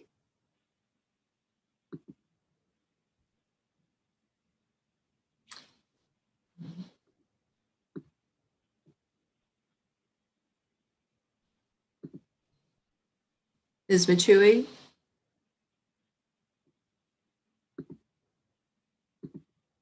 There she is. Mute. Can you hear me now? Yes, we can, Ms. Machui. I can see my finger. I want to say happy Hanukkah to Jewish neighbors. I heard it's supposed to start tomorrow. Also, I just want to say, please help people with different abilities and Black Americans. We're the people in that category are the most lowest of the low, and we're the ones that are hurt the most. When the COVID came, we were already down really low before the COVID. Now we're down lower, and my son's ability to find another job is not that great. It's a lot worse than most people, and so we're going to be really living low when his unemployment ends. So, and I'm so sad for the other people who lost their jobs, but people in his position are a lot harder to get other jobs, and they're usually lower paid too. So, but thank you very much, and you all have great holidays. Thank you very much, Ms. Machui. Terrific. Now we will move on to council comments. Any council comments this evening?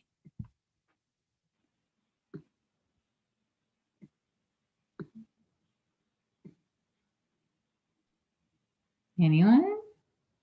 Councilwoman Costick. I turned off my video instead of turning on my sound. All right, it's late. Just a couple of quick things. I mentioned last week, and I just wanted to let people know I have set a date now for the Ward 3 discussion on COVID. I've been hearing from a number of people who obviously and understandably are concerned about the rising COVID rates, and also people concerned in some cases about others in the community who are not taking precautions and wearing masks and social distancing. There certainly are many, many people who are, but some who are not. And just this will just be an opportunity to come together and discuss some things that individuals can do, as well as community efforts and other things that we could embark on to help reduce the rates as much as possible. So we're going to have a discussion about this in Ward 3, and the date will be next Wednesday, December 16th at 7 p.m. Actually, I'm sorry, I wrote down 7 p.m., but I believe it's actually 7:30 p.m. And I sent out my a link in my weekly email.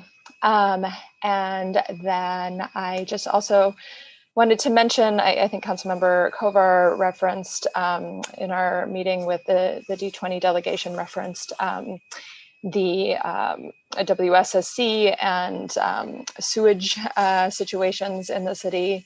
I had a meeting last week with WSSC and a number of residents who live mostly in the Waco neighborhood on Westmoreland and Eastern and in that area, who experienced significant sewage coming into their basements at the September 10th storm. And I just wanted to let people know that WSSC is doing an investigation in that area of what is causing the issues.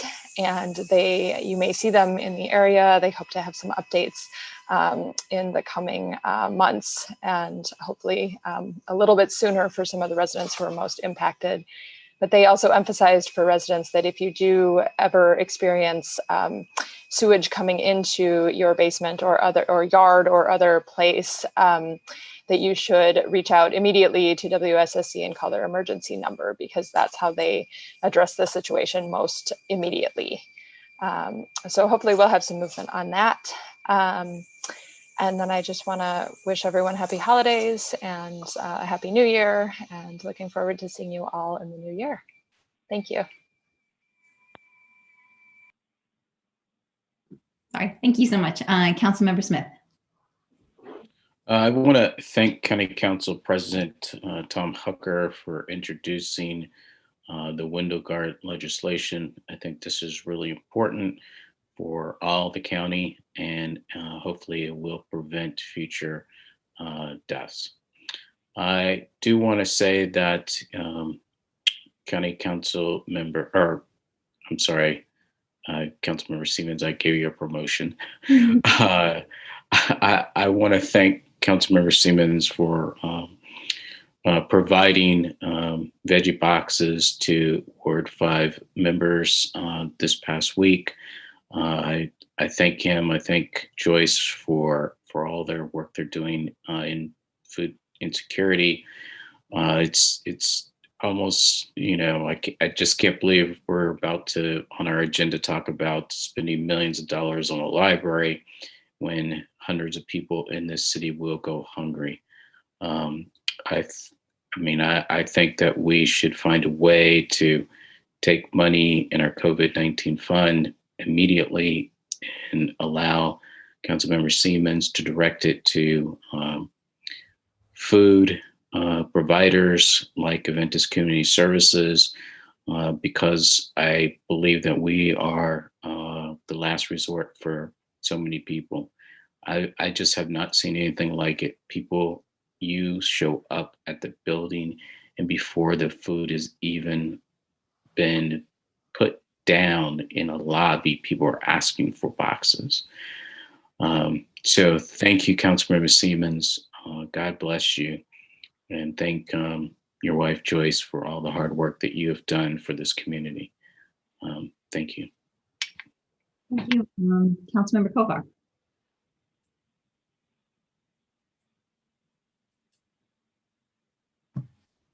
Thank you, Mayor. Appreciate it. A few comments. First, there has been a recent rash of car break-ins in Ward 1, and we've arranged to have a virtual meeting with the police department to discuss that. And that's taking place next Wednesday. We don't have a council meeting. This is our last one for the year, so it's next Wednesday at the time we normally meet, which is 7:30 p.m. And I think maybe the mayor's going to be there. She's nodding, and I will be, and I'll be sending out under separate, via separate email, the coordinates to get onto the meeting. It'll be done by Zoom with the police. So when they send that to me, I'll pass it along. So that's next week, the 16th at 7:30 p.m. We'll be competing with the Casey Caustic's separate meeting. In addition, people have heard me mention that with the Montgomery College Math Science Building, they're heading toward the demolition phase of that project. The existing structures there have to be taken down before the new one can be built. And as part of that, since that can be demolition can be a noisy process, the college is submitting what's called a noise waiver application, and that goes to both the county and the city for approval. And in that, they talk about ways that they intend to do what they can to mitigate the noise, but the permission that they're requesting is to exceed the normal decibel level, which is not an uncommon thing at all in construction projects. And the question really is whether in COVID, when more people are home, working from home, studying from home, not able, especially in colder weather, to go out and hang out in a cafe for 2 hours when there's something noisy happening, whether there should be some additional steps taken. In any case, it was just submitted today, and there's a 10-day comment period that residents and members of the public can comment on it. So if anybody is interested in seeing that, whether they live in North Tacoma or elsewhere, feel free to contact me. I will try to circulate that too. And then one other thing, just following up on Councilmember Smith's comment, I did mention the food security issue in our earlier session this evening, as did others, and the concern connected to the reality that it looks as if one of the main federal food security programs is getting ready to expire sooner than anticipated. This month is not even going to last till the end of the year. So I do agree that we should consider finding a way to tap into some of the funds that we've set aside, particularly if Congress doesn't end up passing that. And I'm not sure exactly what the mechanism would be to do that, since we're not going to be formally meeting, but maybe that's something that we can communicate about offline. And then I just do want to say happy holidays, Merry Christmas. Hanukkah starts on Friday, and I hope everybody has a safe and reasonably enjoyable under the circumstances holiday season. Thank you. Councilman Devala. Yes, thank you, Mayor. It was really great to see this state delegation, and I so appreciate their being willing to spend the time with us. I also had wanted to mention the need in this community among so many of us during the holiday season. And I recall talking about using city funds for food donations. And so rather than say, let's use the money, I would like to say, let's ask staff how they want to do it. I have had personally the experience also in the last couple of weeks, and thank you, Councilmember Siemens, for helping us to do this, of delivering the food boxes to the buildings and having them snapped up before they're even out of my trunk. The need is real, it's there, which leads me to the point I was going to make before we got onto the city role, and which is I've made a list of the different food banks that are serving Tacoma residents, and a couple of other opportunities for people who are in a position to donate to do so. And so it's been in my city council newsletter last week or two, but if any of the rest of you would like a copy so that you can circulate it, I'd be happy to share it. Along those lines, I would like to point out that the alternative gift fair, which is not a city function at all. It's just a tradition in our town. Did have, I thought, was an excellent set of presentations on Saturday that are filmed for people who want to see them, of the different groups that are offering alternative gifts this year. And I want to urge people who are interested in it and missed the opportunity to go to AGGW, Alternative Gifts of Greater Washington, online, agdw.org, because gifts are open and available to be purchased till the end of, I think it's December 23rd.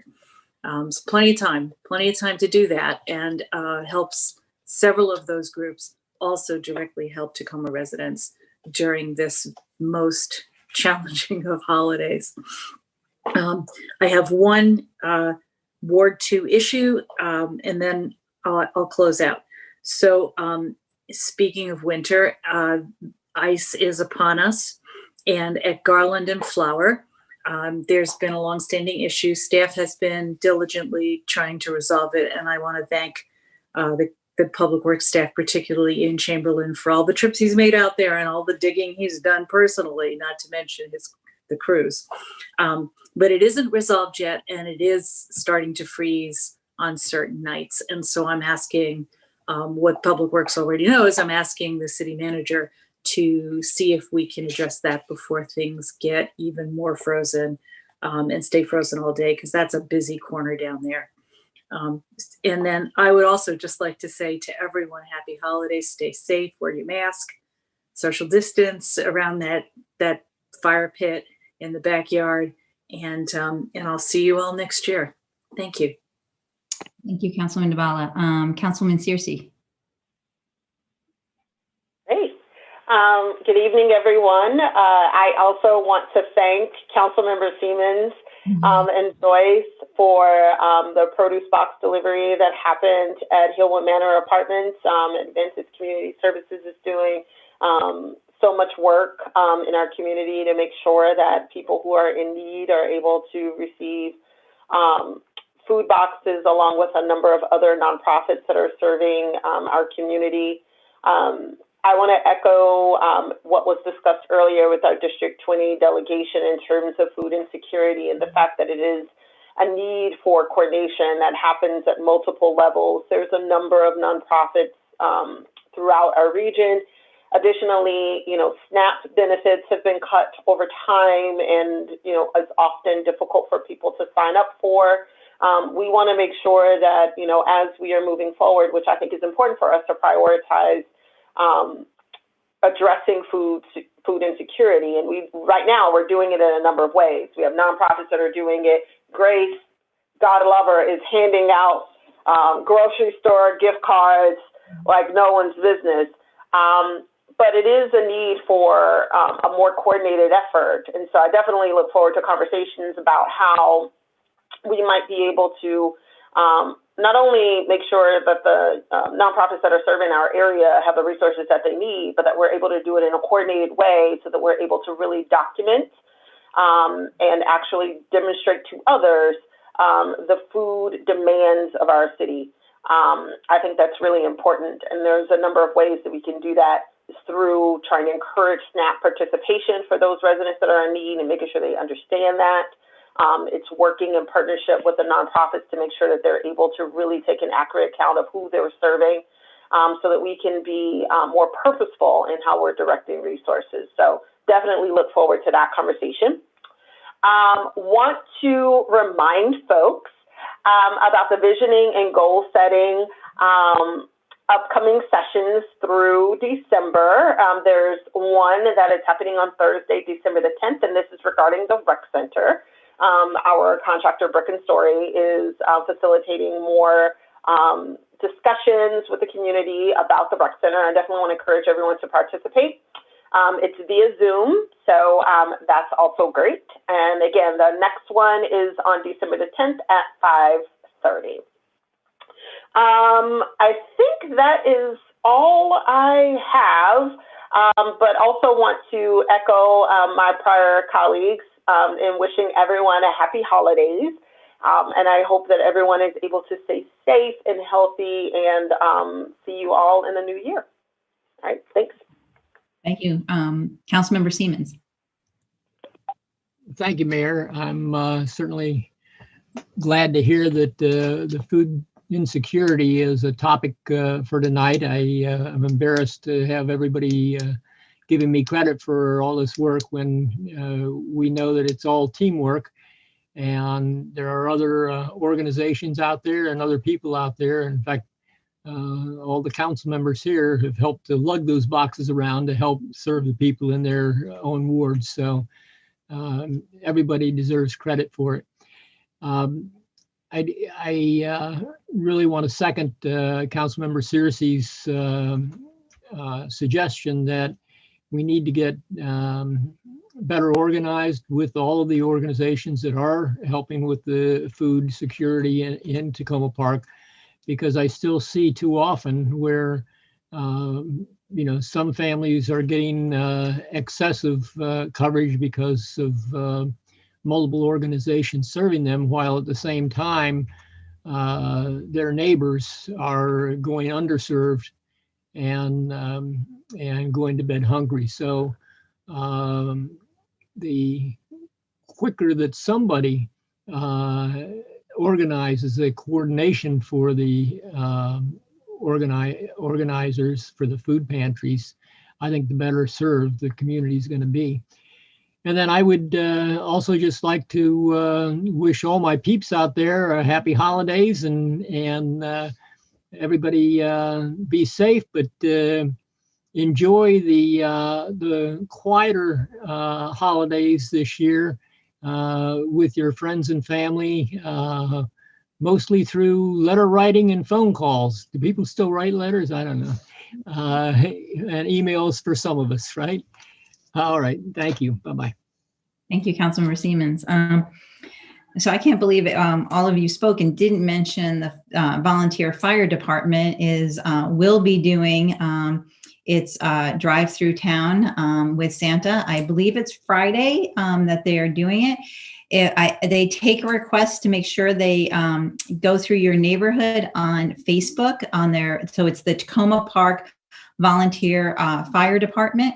If you are not on Facebook, but want to make sure that the fire Santa goes by your home, you can contact one of us at on the city council, and we can contact the volunteer fire department for you. But I believe that he will be making his rounds on Friday evening. I also would like to thank Laura Barkley and the Old Town Business Association for the Pajama Rama this year. It had to be done a bit differently, but I just want to thank all the businesses and the artists who came out for that. In addition, the Old Town Business Association, as well as Crossroads Development Authority, have gift cards that you can get to support the local businesses. So please check that out as well as you're thinking about your holiday gift giving. Last night, Tuesday night, I testified on behalf of the City Council and the City of Takoma Park in support of Delegate Janelle Wilkins' Stable Homes Just Cause Eviction Bill. We talked about that with the D20 delegation a moment ago, and I just want to thank our housing manager, Grace Wiggins, for providing information for that testimony.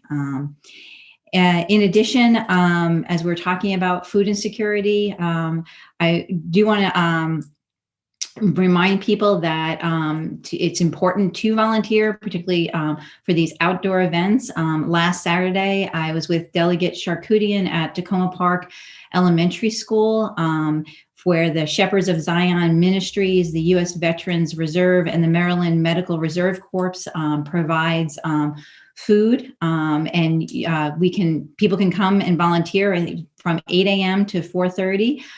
They need some extra volunteers. Their next time they'll be doing this is December 19th. So this is at Takoma Park Elementary School. If you want more information, please email me. But Delegate Charkoudian and I were out there last Saturday. They do it every other Saturday, and we've been at a number of distribution sites. And I have to say, this one the line was down the block, the parking lot at Tacoma Park Middle School was filled with doing intake for most of the day. So please come out and help. I'm sure the Saturday on December 19th, it's going to be very busy. And I know talking to Grace Wiggins, our housing manager, what we've all been talking about coordinated efforts is top of mind for her. We are very not lucky, I would say. She's just an amazing person, and it's not luck. She works hard, and she is sitting on the county's, I think it's a task force. I might be getting that wrong. Looking at these issues. So I know this is top of mind for her, and she's working on it. And I'm sure can provide us with a report on what funds are needed in the city for that, so we can tap into our COVID-19 funds. Speaking of on COVID-19, on testing, I believe this will be in the city manager's comments. I know we had to, the county had to shut down the testing today on Wednesday because of temperatures. I gather that when it gets too cold out, they cannot do the outdoor testing because of accuracy and other things. So I have gotten a number of questions from folks about what does this mean moving forward for outdoor testing as we head into the winter months. So I think that those are all the questions and comments I have tonight. And as my colleague said, just want to thank everyone for this year. And I hope over the next couple of weeks, people stay safe and have some wonderful holidays. I'll turn it over to the city manager. Very much. In the note that a number of folks have made is that there's a lot to say about the pandemic. Ludlow, we can't hear you. Can't hear me? Let's try that again. Yeah. Can you hear me now? Yeah, we can. Now we can. Oh, okay. I want to urge everyone to have a safe December, given the pandemic. I know it's very hard to always wear a mask and just keep it a distance when you're celebrating the holidays. Have to do it. The numbers are going up in the hospitals because people didn't quite do it all on Thanksgiving. And so we need to keep that, we need to do our part. And one of the things that we have on our COVID-19 dashboard shows that arrow going up with the number of folks who are ill. Vaccines are on the way. It will take longer than we would like to get those vaccines, but we as a staff are working to help share information about the vaccines. We're going to do everything we can to get them in our area and distributed as they need to be. And when we get to the point of having the vaccines, I urge people to actually get the vaccines. We need to do this for our community. As the mayor mentioned, COVID-19 testing was canceled today from the Sligo Adventist Church because of the cold weather. For the next few months, I think the COVID testing will be on Wednesdays and Saturdays at the Tacoma Park Recreation Center, 7315 New Hampshire Avenue from 10 to 5. It's free, there's no appointment needed, and it will be inside, so that's a good thing. As the mayor also mentioned, we do pay a lot of attention to food insecurity and food provision, and it's not always easy because we also have a number of residents that have special food needs.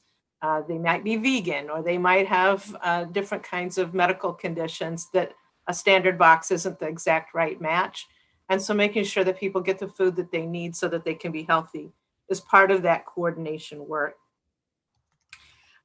Speaking of food in a different way, where the old Shoppers food market was is now a Lidl's.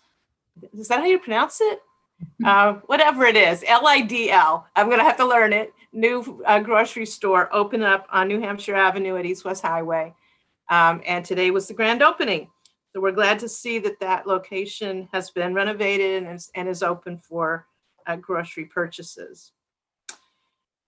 Part of what we're helping to coordinate, and again, Grace Wiggins in particular has been very helpful on this, is coordinating the availability of free tax preparation assistance during the pandemic.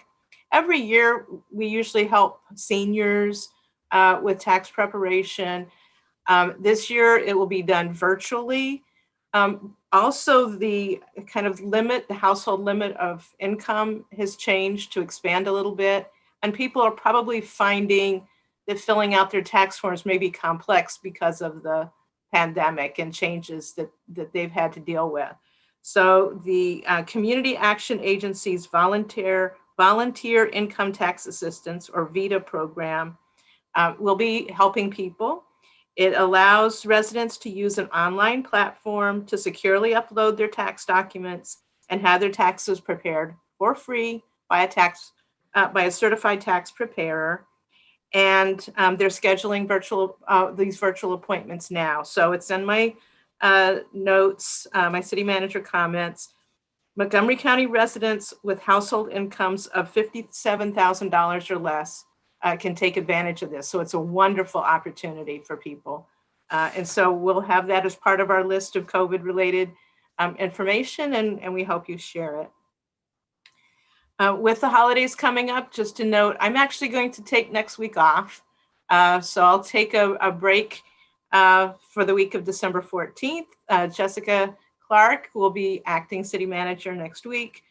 And then she'll get a little bit of time off a little bit later. So we'll work this out. The offices in Tacoma Park obviously are mostly closed. But we do a lot of service, and we will be closed on a half day for Thursday, December 24th, all day through on Friday, the 25th for Christmas and through that weekend. And then we're closed on the Friday of New Year's. So those are the holiday schedules coming up. As the mayor mentioned about the council, we're usually accessible one way or the other. So even if we try to take the time off, we're here and we want to be of assistance to folks.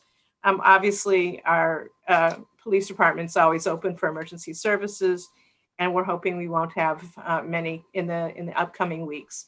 We ask everybody to please be safe and have a happy holiday. Great. Thank you very much. I noticed Ms. Block, who had signed up for public testimony, was able to join us. So Ms. Block, do you want to speak now?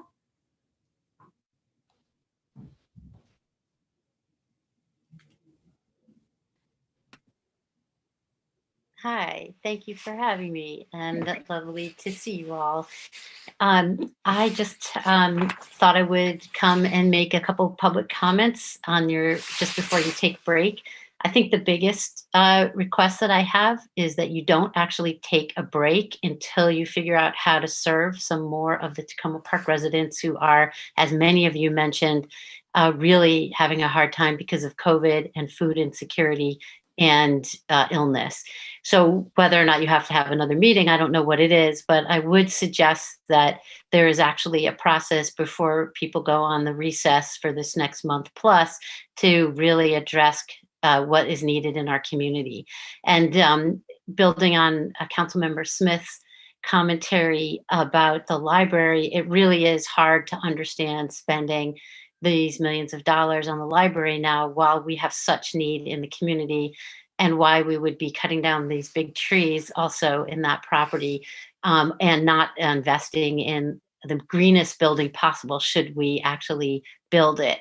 And perhaps it's one of these other considerations while we think about what our benefits are as an incorporated city in the county, and how we have a beautiful new library in Silver Spring and one coming in Long Branch and some in the district, and what do our citizens really need to live full and healthy lives, particularly in this moment of pandemic.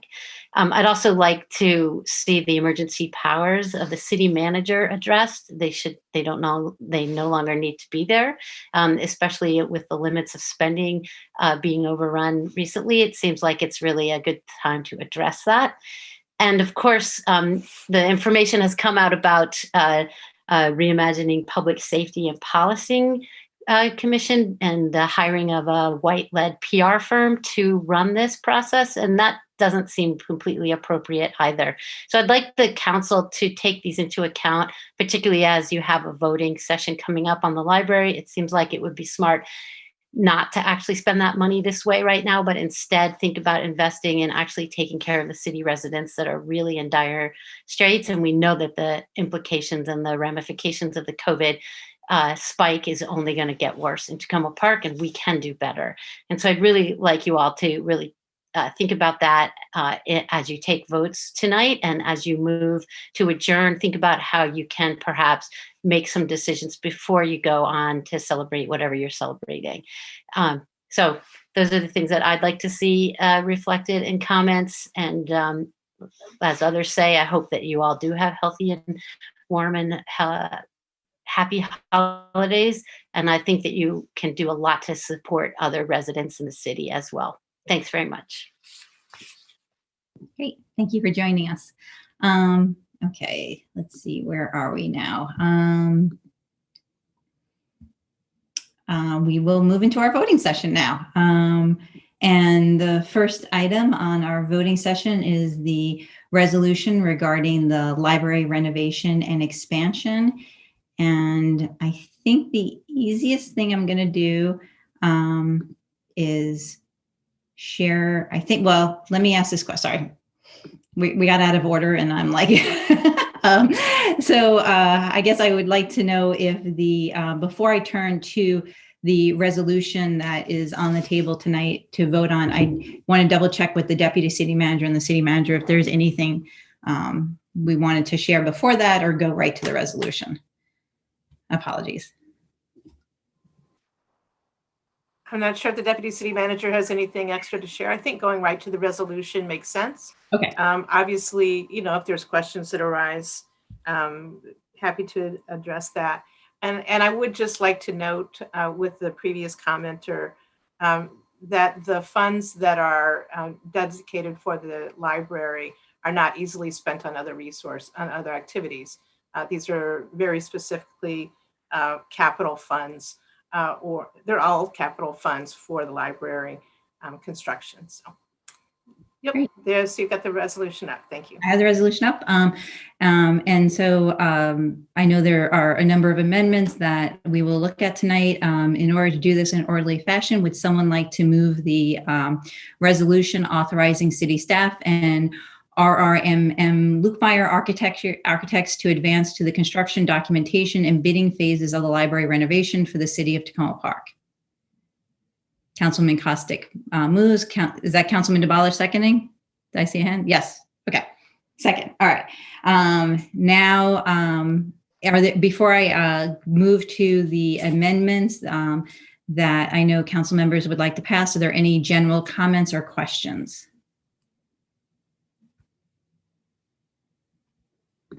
Sorry, I'm trying to, if you raised your hand in the participant thing, I can't see everything on my screen. Okay, Councilwoman Searcy, sorry.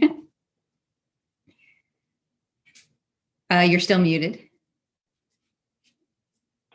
Can you hear me now? Double mute has been getting me all day.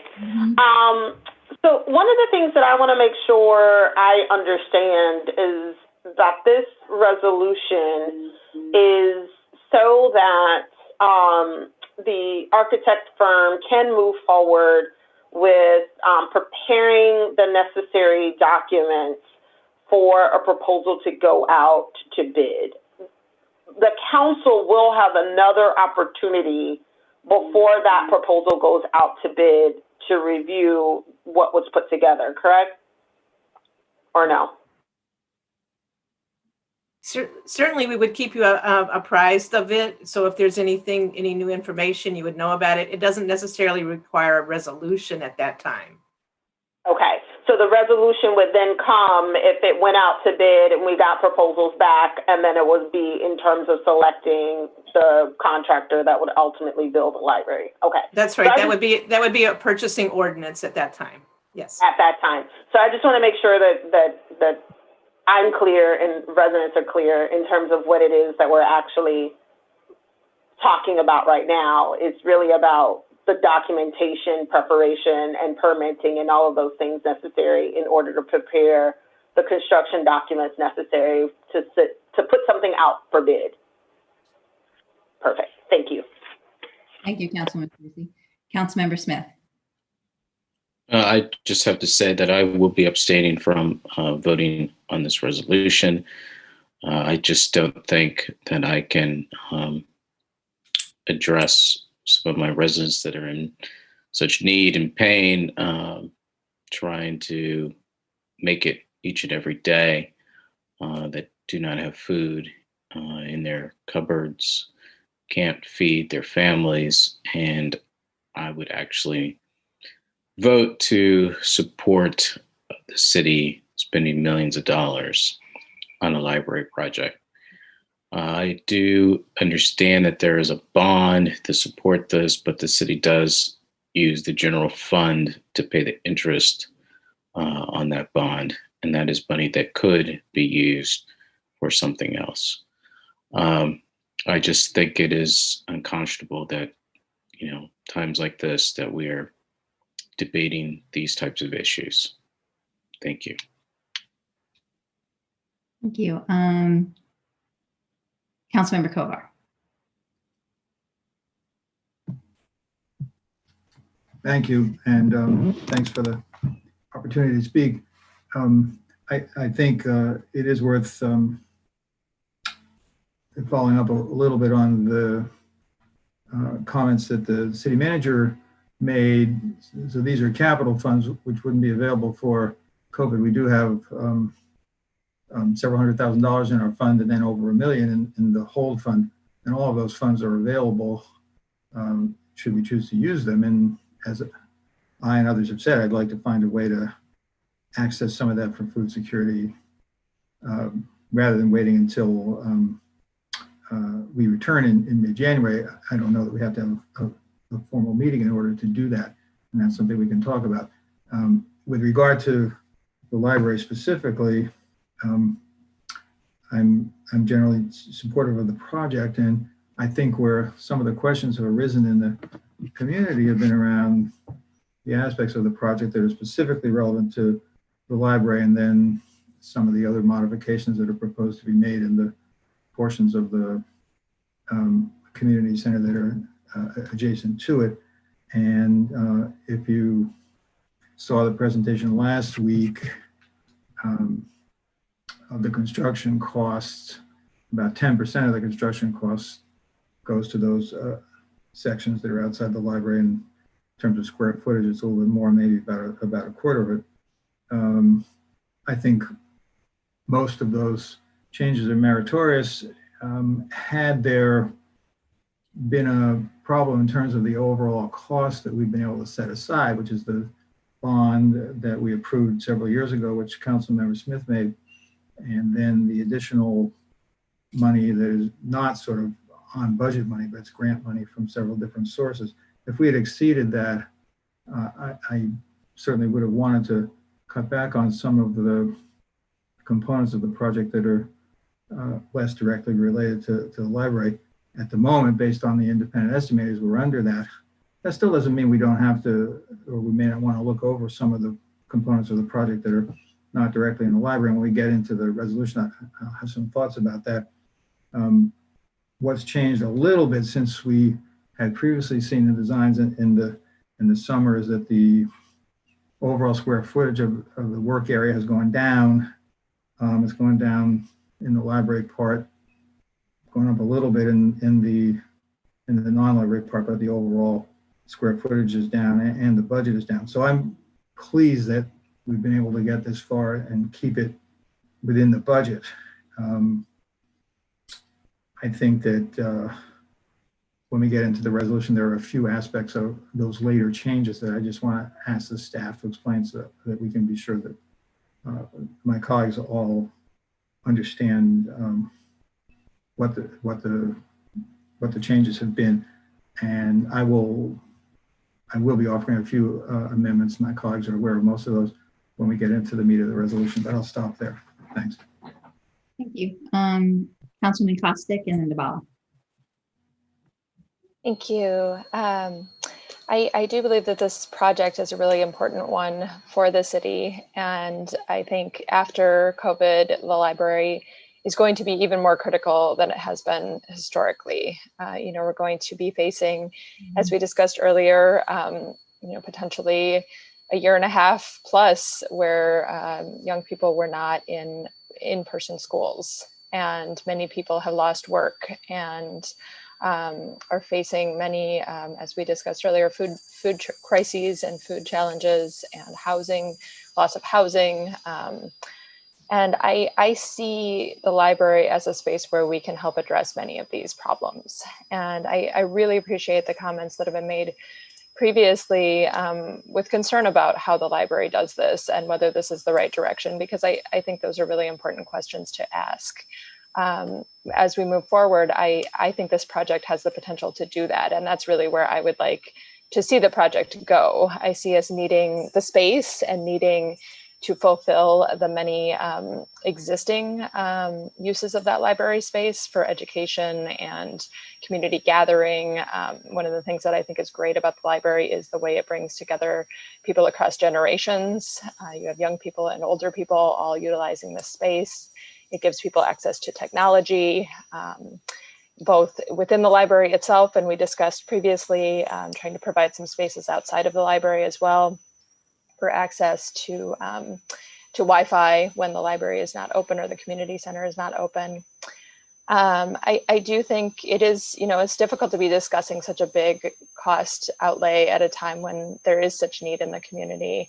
And as the city manager pointed out, the majority, if not all of the funds and outside of some of the interest payments and some other aspects are coming from restricted funds that have to be used on capital expenses. And to me, I think we can utilize those funds really effectively by going forward with this project. I do think, looking ahead, that we need to do some looking at the programming that's being offered and the way that interior space is being activated after a couple of years of being closed, and rethinking the space of the library and the uses of the library post-COVID, especially since some of the really intensive community discussions about the library have happened a number of years ago now, since this project has been somewhat delayed. So I would really like to see more outreach to the community, particularly to Black and Brown residents, immigrant communities, and renters about what programming needs and opportunities there are within the library as we create this kind of external space, and then we delve a little deeper into what's offered there. I've had some really great discussions with some of the National League of Cities staff members about helping to support families and uses of libraries for workforce development, economic empowerment, language learning, education for adults and young people. And I think we really have a lot of potential there. So I am looking forward to some of those discussions and hope we can have more of those as we move forward. And I'm looking forward to some of the further in-depth discussions tonight on specific amendments. I do think it'll be useful for us to maintain some regular updates from staff and some opportunity for review as we move forward and kind of nail down more specifics on the project before it goes to bid. But thank you very much. Great. Thank you, Councilman Costa. Councilman DeBala. Yes, thank you. I see this library as an investment in the future, and I think it does make sense to take the money that we've set aside for this purpose and use it to the best of our abilities to move this project forward. That said, I'd like to formalize my request earlier to the city manager and the housing manager to ask them to come back to us by email with some specifics. I believe we have set aside COVID money in order to do just the kind of thing that we're talking about maybe needing to do right now. And so I don't see it as something that we need another meeting on. I think we need the advice on what's the best procedure here. I mean, what's the best use here of the funds. And I'd like to formally ask that happen in the next few days. So setting that aside, because that is very, very important, clearly, to all of us. Moving on to the, Before to you the library, I just set that agree. aside, I think we should just clarify for everyone right now, since you raised that, we do not have to have another meeting. Thank you. To direct funds from the COVID fund. And I can let the city manager, I just want to make sure everybody's clear on, we as a council do not have to take further action to make sure resources are getting to residents in the city. That can happen. That's right. The COVID fund is really, in many respects, is up to staff to identify matching the need under the general parameters that were given by council. We do give money for food. We do help work on food. We will continue to do that. And we see the pain firsthand. So I just, I've heard a couple times, is there a need for direction to us to do that? No, we're doing it and we would continue to do it. We have the authority to do it. We'll keep you apprised about how much that happens or issues that arise about it, because it is a community discussion about how that's best coordinated. But yeah, we're trying to help people in every way, and we're working really hard on that. Great. Councilman Duvall, and my apologies for interrupting you. I just thought it was just a good moment to kind of like answer. Yeah. So I'll be looking for some kind of summary email saying where we are with that from the city manager, so that if you are thinking that you need to do more in that we would know it, that what your professional views are on that. So back to the library. I'm also excited that we're getting close to hiring a library director, and I agree with Councilmember Kostick that this is a great time to take a fresh look at alternative programs, ways to reach out to Black and Brown community, to Black and Brown residents, to people who have been heavier users of the library, seniors, students, apartment residents. Check in with them because it has been a while, and find out what they need in terms of programming and operation and operations of the library, and start to move forward with some of that. And so with that, I'd like to, let's get back to the resolution. Thank you. Great. Thank you. And I'll just add, and I think my colleague said it best, and thank you, Councilwoman Kostick. Just say a ditto to everything you said, and just underline how, and I've said this when we were doing the budget in the spring, I said it when we were talking about this in the fall. I truly believe that our library is, one of the things that we do in this community that serves a wide range of people. And I know people have talked about the Silver Spring Library and other libraries, and I can tell you the programming that we do in Amharic, in French, in Spanish, and how close it is to residents who live right there. When our schools are open again, the fact that children can walk from 3 of our local schools to the library is huge for the parents who live on Maple Avenue. It is huge for them. And I remember a number of years ago when we did our community conversation on youth development, working with some of the young women who are in our rec center, and how they would talk about the importance of the library for them. They were first generation, and in their families, they were told, you go to school or you come home. You go to school or you come home. And they said the library was a place where they could connect with other things that were happening in the community after school, and that they were able to do, and that they were able to do with their younger siblings. And the fact that it's right here, and they don't have to take a bus, they don't have to go to Silver Spring or anywhere else, was enormously important to their families. And so I see this as something that we really need to continue investing in our city. We've known since 2013 that the library was not ADA compliant, that the HVAC systems are failing. We've known that for the last 7 years. And if we don't move on this, our library will not open again. It's just, those are the facts. And so I just want to underscore and thank Councilwoman Kostick for her points on the programming. I do want to say, I think Ellen Robbins, our current director of the library, is on our meeting tonight. And I want to thank Ellen so much for her decades of service to our community and what she has been able to do in our library. And under her direction, what has taken place in the library. As someone whose children have basically grown up in the Tacoma Park Library, I want to thank her for everything that she has done. And we are very lucky that we had her for so long, and we wish her well in her retirement. And I'm just very sorry that it comes at a time of COVID that we can't all be together to celebrate her long career and all of her what she's given us as a community. But Ellen, I just did want to remark on that this evening. So thank you very much. Okay. Thank you very much. Councilmember Kovar, did you have something else to add before we go to the resolution? Very brief, and I'm sorry to delay it any further, but just one other thought, just for context, and I know any dollar in the city budget spent on one thing is a dollar that can't be spent on something else, but if you average out, varies a little bit from year to year, the interest payment on the bond's a little under $150,000 a year. So just to put that in context, that's not nothing. That's a tremendous amount of money for an individual family. We have the capability to do a lot more than that to respond to the COVID needs in terms of a financial amount. So I just wanted to mention that one data point too. Thank you. Thank you, Councilmember Kovar. Okay, we're going to go to the resolution then. I'm working on the draft that has been up on the city website that we discussed the last week.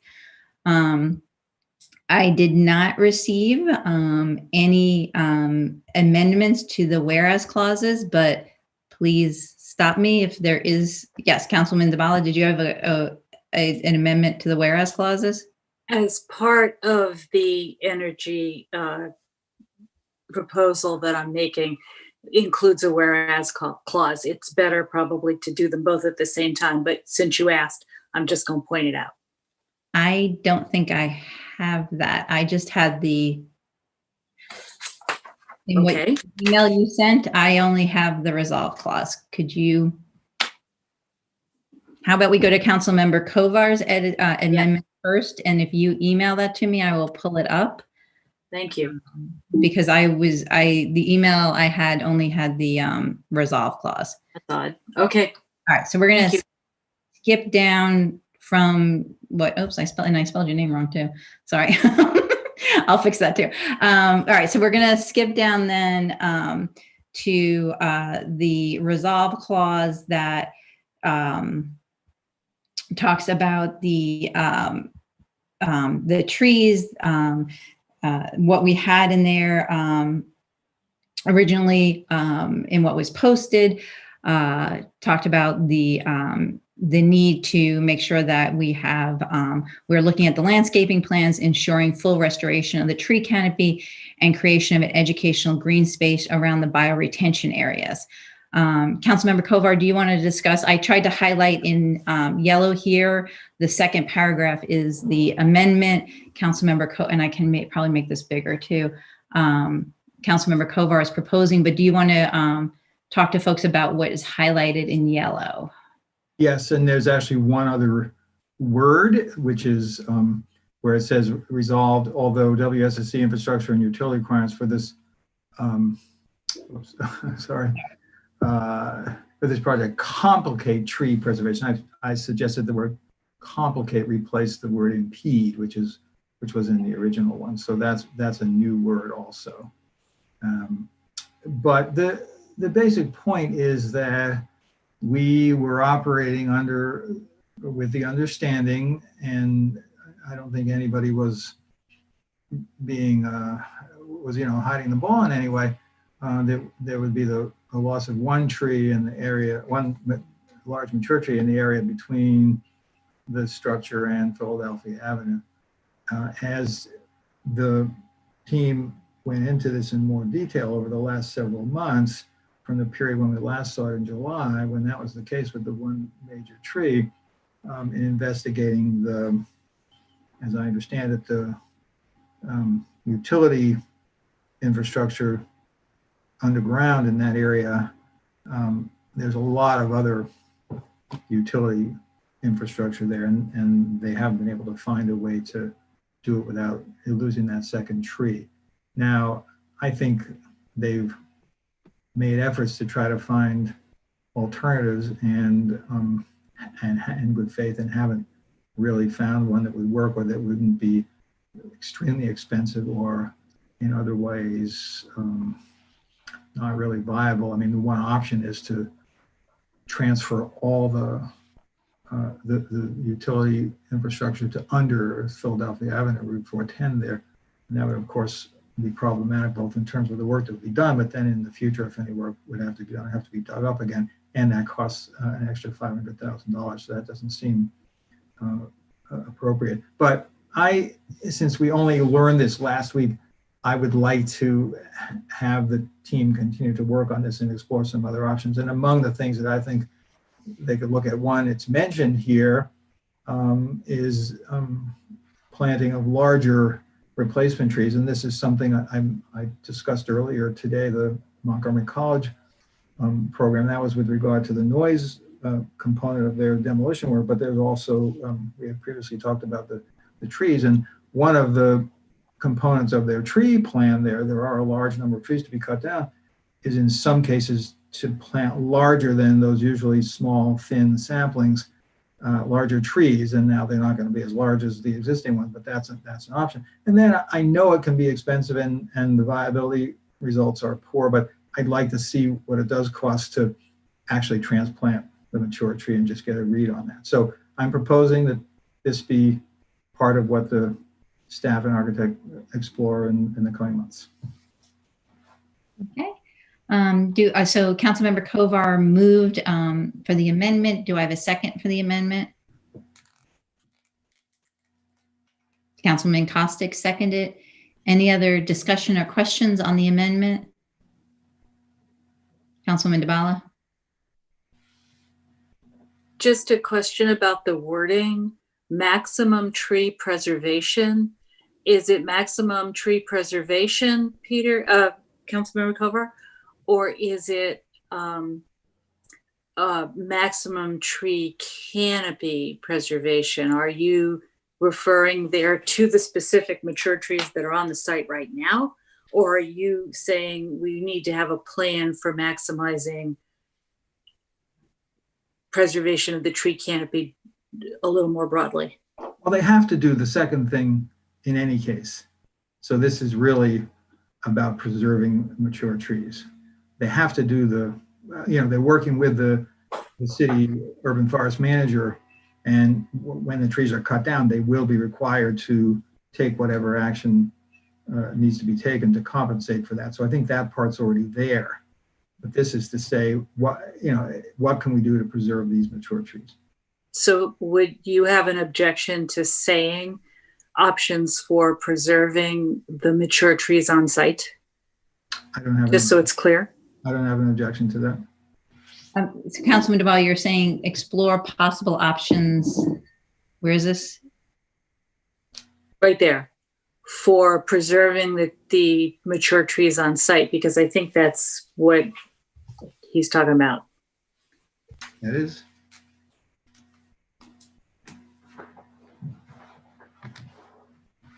So we're not looking for a report on all the possibilities for tree canopy across the city. We're looking for options, if any, about and costs for protecting those trees. Right. Thank you. That makes sense. Yep. Just trying to limit the scope here. Okay. Thank you. You okay with that change since you second the amendment? Okay. Councilman Searcy. Sorry, I got too many windows. So Councilmember DeBala stole my thunder. So are we only, because that was my question too. So are we still sticking just with the highlighted version? And I'm sorry if I'm not following the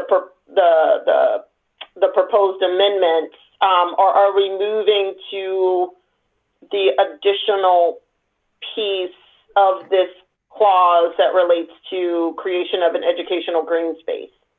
It's just look at the whole paragraph that's proposed amendment, Councilmember Kovar. I didn't want to accidentally miss something and do track changes. So this whole paragraph will replace the one above it. Okay, okay. The language you're referring to was already there, I think. Already there. Thank Right. you. I was just getting confused with the proposed amendment underneath that. Okay, Right. awesome. All right, Thank you. so basically the way we should look at it is that whole paragraph that says proposed amendment, Councilmember Kovar, replaces the one above it. Okay, perfect. Only the Thank you. yellow is new. Was the new piece. Perfect. And Councilmember DeBala's suggested edit works for me. Okay. Great. Will the clerk call the vote then on the amendment? Councilmember Kovar. Aye. Councilmember DeBala. Yes. Councilmember Costick. Yes. Councilmember Siemens. Aye. Councilmember Smith. Abstain. Councilmember Searcy. Aye. Mayor Stewart. Yes. Okay. And then continuing with Councilmember Kovar, there are two additional amendments. So these are brand new resolve clauses. We'll take them one at a time. Councilmember Kovar, do you want to discuss the garden one first? Sure. Yes, I will. Thank you. This was mentioned last week and we discussed it to some extent. And I think people are aware that there is the so-called children's garden there. And I understand that it doesn't exactly fall within existing programs that have been formally developed and designed by the council. It's been there for a long time. I think I mentioned that my general view is that public gardens of this nature that are potentially able to be used for food programs and the like, we ought to explore that in the context of our larger work that I hope we'll be doing next year to finalize the open/public space management plan, and so that we have standards for doing it. On the other hand, I don't think it makes sense just to get rid of something that exists there. That said, I understand that it may not be easy to find a location on site, and I thought therefore it made sense to say, which this essentially does, let's see if we can find it. We're going to look for the options. Maybe if we can't find it right there, but could find it a spot nearby. And it really is supposed to be something that is cost-free or low cost. And honestly, when I say low cost, I think the one thing that the city did for the existing garden was to connect a water service line to it.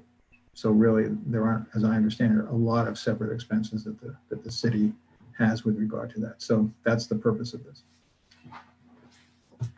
Great. Do I have a second for this amendment? Councilman DeBala? Any questions, comments? Councilwoman Searcy? So what I'm a little confused about is how this is different from the creation of an educational green space around the bioretention areas. So are these, is this in addition to, or in lieu of, or are they completely separate things? I think they're separate. As mentioned, that language about the educational green space around the bioretention areas wasn't language that I had proposed. And so I'm not sure I can answer exactly how that would be. I saw that as something separate, but I can defer to staff on that point. So I have on this, I'm assuming that what you're referring to as a children's garden is the vegetable garden that was planted by a resident. Right. Yeah, that's different than an area where people would sit and do their Wi-Fi or look at a different kind of series of plantings that would be normally in a normal landscape that we would be working with. So it's just a different thing. Okay. So I guess where I'm also sometimes getting a little confused on roles, right? So is it the role of the architects to figure out where to place that garden, or would that be staff? Like, would they have to make space for it? And are we looking at like a permanent installation, or is this something that staff would need to store during construction and then relocate afterwards? I guess I'm a little confused as to whether or not by putting this into this particular resolution for the architects, are we asking for a permanent installation, or are we asking them to basically move wherever happens with the children's garden, just make sure there's space first to put it back, and then the architects and the builders are responsible for putting it back? I guess that's the part I'm It doesn't say, sorry, it doesn't it's a say, little late. it doesn't say make sure that you have to have it. It says explore whether it could be done. And that's what we're going to see. But this is not, anything in this resolution, as I understand it, is not about what happens during construction. That's a separate question, and that would be true also, as I understand it, about what happens to the books during construction. We know that we need to safeguard them and store them and make them available depending on what we want to decide. But I don't think that's what, if I'm understanding your question, I don't think that's what this resolution is about. And this is just saying, for when it's done, would there be a way to still have this garden? Councilmember Kovar, perhaps some of the confusion comes from saying that it's resolved that city staff and RRMM Lukemire architects will explore. You may want to take out the architects because that does imply a cost implication. That's fine. If the exterior type work is work that makes sense just for the staff to do it, I don't have a problem dropping the reference to the architect. And I'm seeing Councilor Bala, you were nodding your head, so yeah. Yeah, and that works. I'm sorry, Councilmember Dabala, go ahead. Let's finish this thought first. Go ahead. Yeah, so in my mind, when we're implying the architect, what we're basically telling them is these are telling the city manager and deputy city manager, these are the principles that we want the architects to go forward. And when they're speccing things out for bid, they make sure they include this laundry list, or at least come back to us with some costs in terms of, creating the space and creating the installation. But if that's not the case for this particular project in terms of the children's garden, then, this is something that would be, talking to city staff about where are we going to preserve or relocate, or what are we going to do with that installation on the property, and whether or not it will come back. I consider that to be more of a staff question.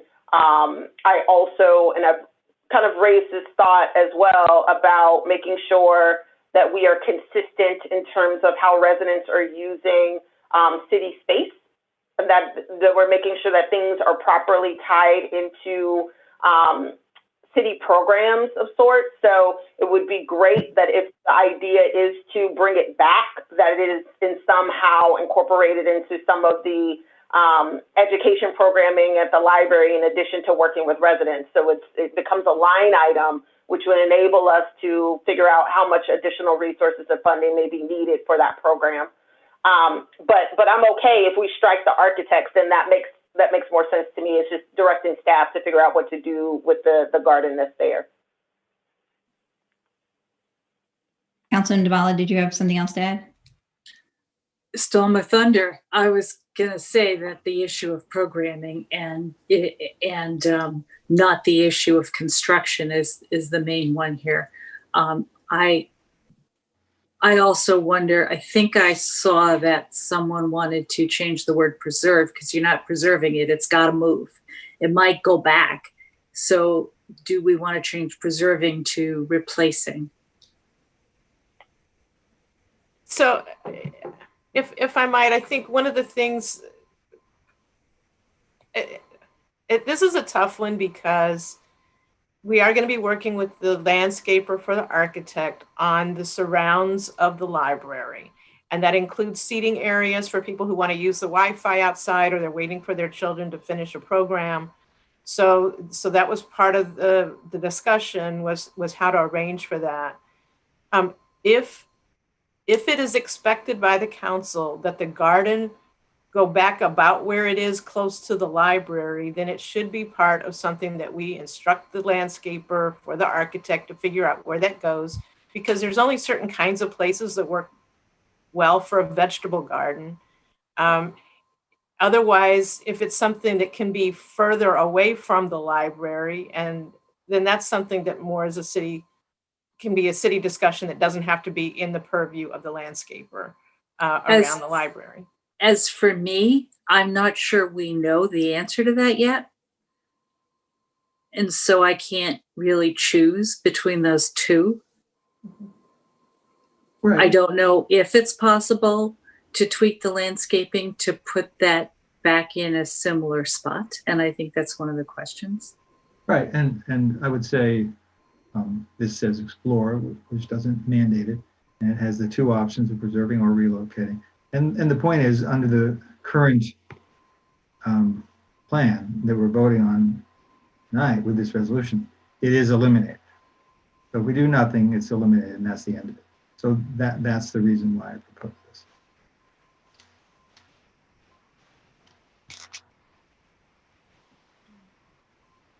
So we're striking the architects. Not literally. No, right? No, we need them. And keeping preserving? Is that what I'm? I mean, I think just on the off chance that they're able to find a spot for it. There. Okay. Any other conversation on this amendment? All right, seeing none, will the clerk call the vote? Councilmember Kovar, Aye. Councilmember DeBala, Aye. Councilmember Costick, Aye. Councilmember Siemens, Aye. Councilmember Smith, Abstain. Councilmember Searcy, Yeah. Oh, sorry. sorry, Councilmember Searcy, Double muted again. Aye. Mayor Stewart. Yes. All right, last amendment from Councilmember Kovar.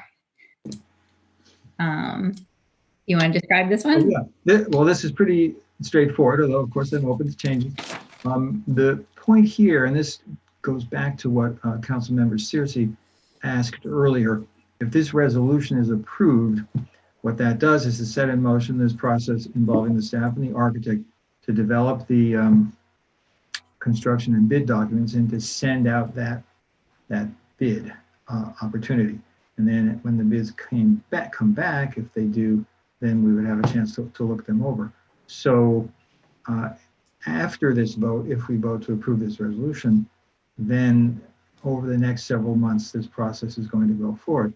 What I don't think would be a good idea would be if the staff and the architect just went ahead and worked on all those things and didn't let us know what they're doing periodically. Now, I don't think that they would do that, but I think it's preferable to just say within this that they will give us monthly reports on their progress. And to the extent that we see certain things during that we might have concerns or questions or clarifications about, we would have the opportunity to do that. So this is just a way of ensuring, building that in so that we do get those reports. Councilmember Kovar, if I may ask Yeah. for a clarification. When you say that the city staff and the architects will report to the council monthly, are you expecting to come before the council each time, or can something written be sufficient, especially when you're away? We had talked at one point when I spoke to the mayor, and maybe we could do this. We'll provide updates to the council monthly on their progress, and that way they wouldn't have to always do it, or maybe the staff could do it during, presentations or something of that nature. So I would prefer that. It's cheaper for the council and it still gets the information out. I made a mistake. My apologies. I think there's too many things going on today. Well, why don't we just say, I think when the mayor and I spoke, we talked about saying we'll provide updates rather than we'll report to. Yeah. In the second line there, just strike the word report and instead say we'll provide updates. Yeah, that's exactly what we had. We'll provide, yeah. We'll provide monthly updates on their progress. My apologies. I cut and pasted the wrong one into this document this afternoon. And in that way, yes, right. The architects, we're not anticipating the architects coming before council every month. Obviously, they'll probably will come back to us at critical periods, but that this would be more monthly updates. They may be things that were put into the city manager's comments, put on the website. If there's something in more detail that we actually have to set up a work session, we obviously will, but yes. Okay, someone want to second this? Councilman Costick, second. Any comments? Councilman Searcy, is that an old hand or a new hand? All right, Councilman Costick.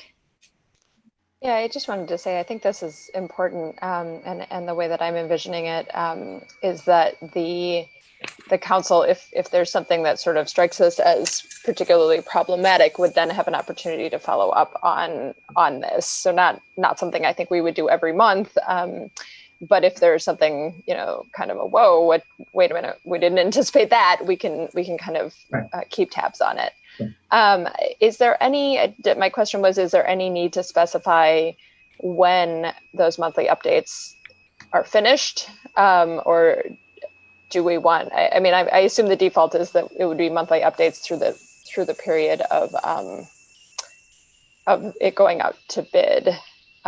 So I'm not sure that there is, but I just also wouldn't necessarily want them to feel they needed to continue giving us updates if there isn't something happening. Well, my anticipation in developing it was that this would continue until the point where, assuming again this resolution is approved, that the materials would be sent out. If in a given month there's nothing to report, it's okay to send a terse note like the Supreme Court did in response to the Philadelphia case and just say there's nothing here this month. That sounds good. Thanks. Okay. Seeing no other hands, will the clerk call the vote on this amendment? Councilmember Kovar. Aye. Councilmember Dabala. Yes. Councilmember Costick. Yes. Councilmember Siemens. Aye. Councilmember Smith. Abstain. Councilmember Searcy. Aye. Mayor Stewart. Yes. Okay. And now I found, wait, no. Mayor Stewart, could I just say one other thing? Absolutely. While I'm trying to find the other. After Councilmember Dabala's amendment in the two different sections is disposed of, and if there are any others, I do have a few questions I want to ask about. I think I mentioned earlier about some of the changes that were made and see what that leads to, questions from staff. So you'll just be hearing a little bit more from me, and I apologize. So I think these go together, this new whereas clause. So I'm going to put it right before. So Councilman Dabala, do you want to talk about the new whereas clause and the resolve clause that you're proposing? Yes, thank you. So, as we all know, the City Council adopted a climate goal to move aggressively to net zero by greenhouse gas emissions by 2035 in all areas. And I think we all agree that the city should lead as an example. And I want to give a huge shout out to the deputy city manager and to a few residents who have expertise in this area who've been very active in ensuring that we are moving toward a much more efficient library renovation. And the library, what I would like to propose is some strengthening amendments that will that will support the city staff in achieving this, as much of this as we can, given the constraints of the site and the budget. So to be a little more specific, I'm proposing to strengthen this amendment to honor our climate commitments, but to send a clear signal to the architect that this is one of our priorities, and to focus them on measures that actually produce savings and reduce greenhouse gas emissions instead of just point counting. So this project, as I said, clearly has existing budget and design constraints to work with. If we were at the beginning with a standalone facility, we might be talking about net zero, but we're not at the beginning of the project, and we're not talking about a standalone facility. So the intent here is not to do LEED certification for its own sake. It's not to chase points just to get them, or to get LEED points at the expense of some other priorities within the project. It's to focus the design process more clearly on investing in the practical measures that will both reduce greenhouse gas emissions and that will pay us back over time within the constraints of the budget and the design and site. So having said all that, there's 4 pieces to this. The first is the why, that's the whereas. And not that you have to flip back to it, but whereas the city has committed to move aggressively toward net zero greenhouse gas emissions citywide by 2035, and it cites the resolutions. So that's just to get it out of the middle of the resolve clause and put it in the whereas, where it's makes things a little simpler and more clear. And then the resolved itself has 3 pieces. The first is to achieve, not to just target, but also to make clear that we're working within the constraints that we have, not to just, recognize that we have some. And to focus. So the part about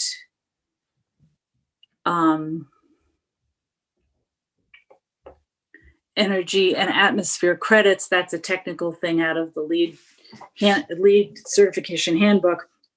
That's the area, where that's the area of LEED that talks about insulation and R values and lighting and all of the things we were talking about last week. So to really hone in on those. So why not just approve the list that we had last week? Well, we're still waiting on payback information. Some of those things might not pencil out. We're still waiting on some other categories of that have been suggested to be fleshed out a little more. So we're not, if we could today say, here's the paybacks, these are the 5 things we know we want to do, here's the 3 we know we don't, we'd be doing that, but we don't have that information. So rather than hold the whole train up here, we've tried to come up with some words that will capture what we want to share with the architect about our intent. I would like to add one thing, that the architect, I believe, really should engage a free LEED coach from the U.S. Green Building Council at this time, because as soon as possible to help guide this process and really hone in on what's going to make sense for this particular project. This is a really good time to do that. So what if there's a tough choice and we're not going to make it? How to make the points? Well, that's when the city council wants to hear about it. And that's, I think, dovetails very nicely with the amendment we just passed about checking in periodically so that we're alerted to if there is a difficult trade-off, we can consciously address it. I believe that there's plenty of wise investments on the table and that we won't have that problem. So I think there's plenty of work with here, and that's what I'm proposing, to say that what it says here, to say that that's it, where is it? To achieve LEED Gold or higher within the existing fiscal and design constraints, and emphasizing that part of the LEED program that focuses on the efficiency, the practical efficiency measures. Great. Would someone like to second the amendment? Councilmember Kovar. And Councilman Dvala, thank you very much for taking the time to explain that. You're much more of an expert in these things than I am. I, as you and I discussed, I do recall having a conversation similar to this when Councilmember Mail was on our city council talking about LEED certification and other things. And one of the things, and I believe you are saying this, I just want to clarify, is that we're not just chasing points to get LEED Gold, but that we are looking to achieve LEED Gold within these constraints. And really our goal is to have the most energy efficient and sustainable building we can. Right. Am I Right. We're in my looking, own version of what you said? we're looking at LEED Gold for a reason, is the way I would put it. And the reason is what's important. Right, but we're not necessarily just chasing points to get LEED Gold. Yeah, I did say that. Yeah, okay, good. I just wanted to make sure that's that I got it. Councilmember Kovar, did you have something else to say, or is that Just a question? Yeah. So the language that has been suggested here, but then maybe Councilmember Duvall can just respond to this, says within the existing fiscal and design constraints. So I assume that means that if the word comes back that, oh, sure, you can do these additional things, but they would cost an additional $2 million, or it would require building another structure on the side of it, then we're not doing it. So this, whatever the cost might be of this, we're still not talking about a wide open budget that's going to break the amount that we have, right? That's what's meant when you say within the existing fiscal and design constraints. Right. Okay. Right. And in practical effect, we're talking about the kinds of things that were discussed last week. Okay. And a few others that have been added since, but that are in that kind of category of efficiencies within the existing.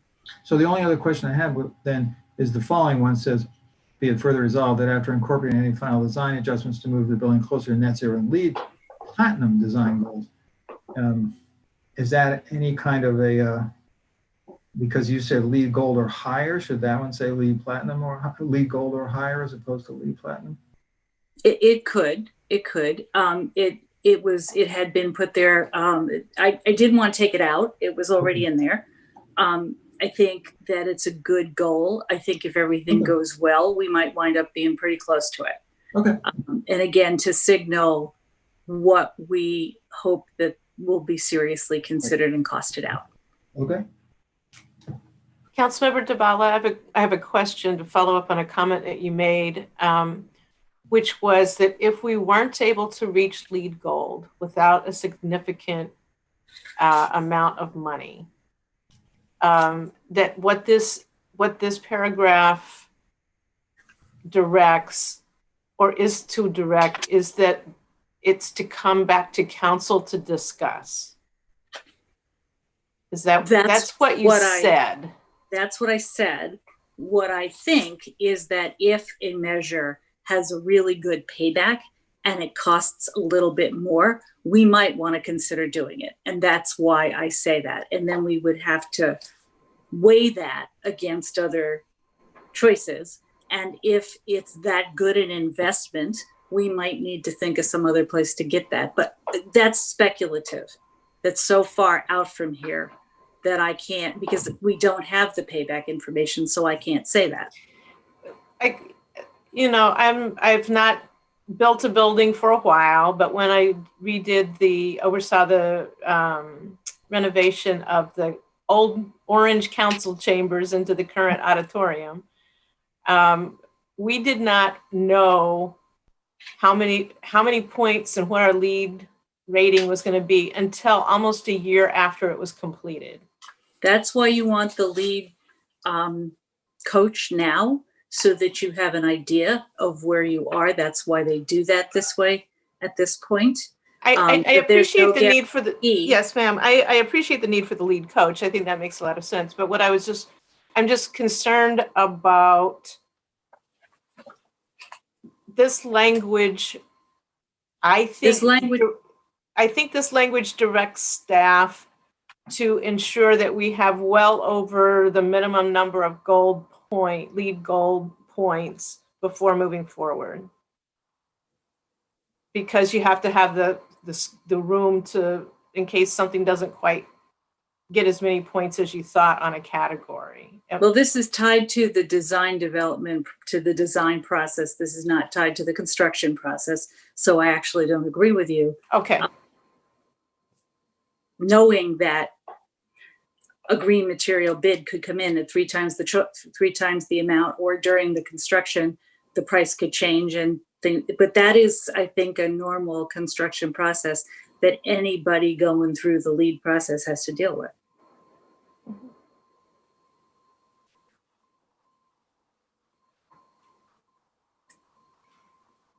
Okay. Any other questions on this amendment?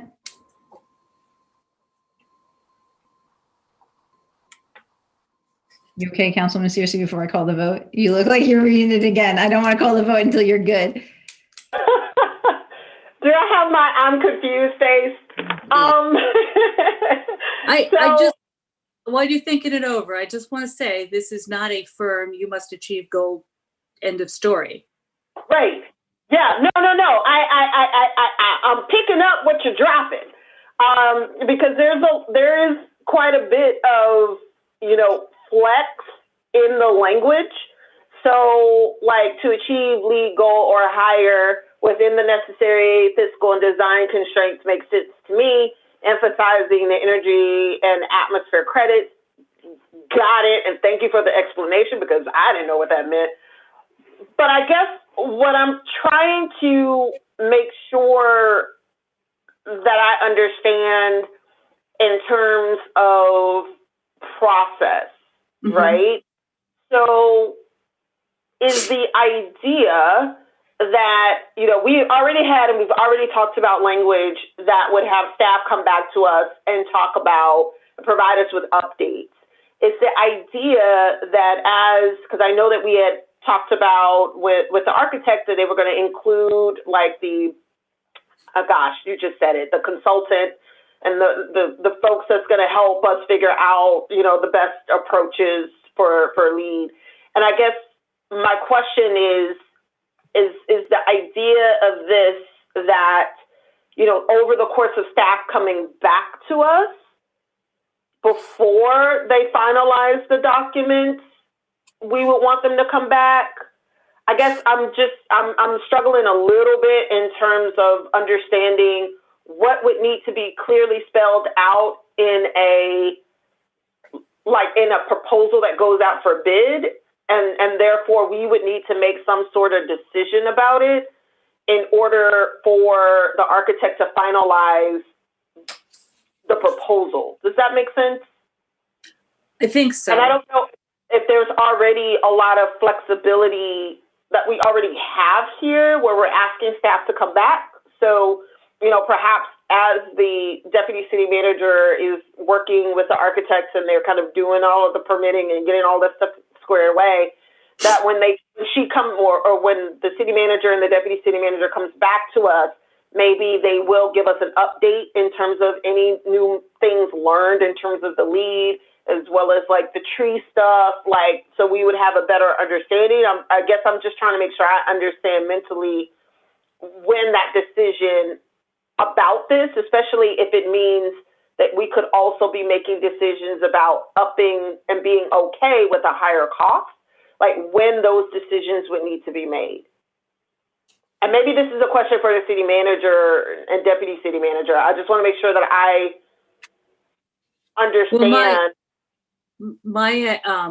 Yes, they should take a crack at it, but my expectation would be that if everything goes smoothly, that this is a decision that gets made between the city staff and the architect. We have the packages that the measures that we talked about last week. There's several different groupings, if you will, of things that might make sense.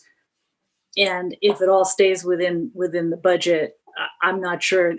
I'd just be happy to hear whether it worked out.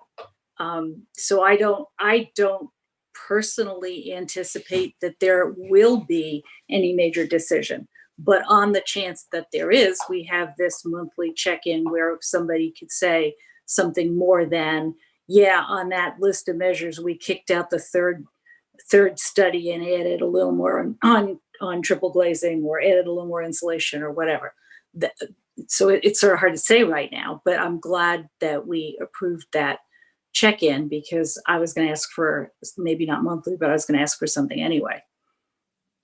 Okay. No, that makes sense to me. So it's basically you were okay with that initial kind of general bucket as well as that line item for some flex that they had in terms of making some decisions.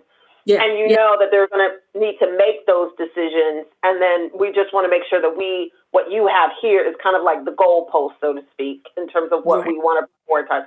Got it. Thank you. Right. So if you look at the buckets we talked about last week, there was the one with the high price, doesn't really make sense at this stage. Not them. The $200,000 bucket, the $207,000 bucket. There might be a couple other things in that range, or in addition that are in that in that flavor. And then the last bucket is things that really wouldn't save energy, but they would contribute to points, and we don't want that bucket.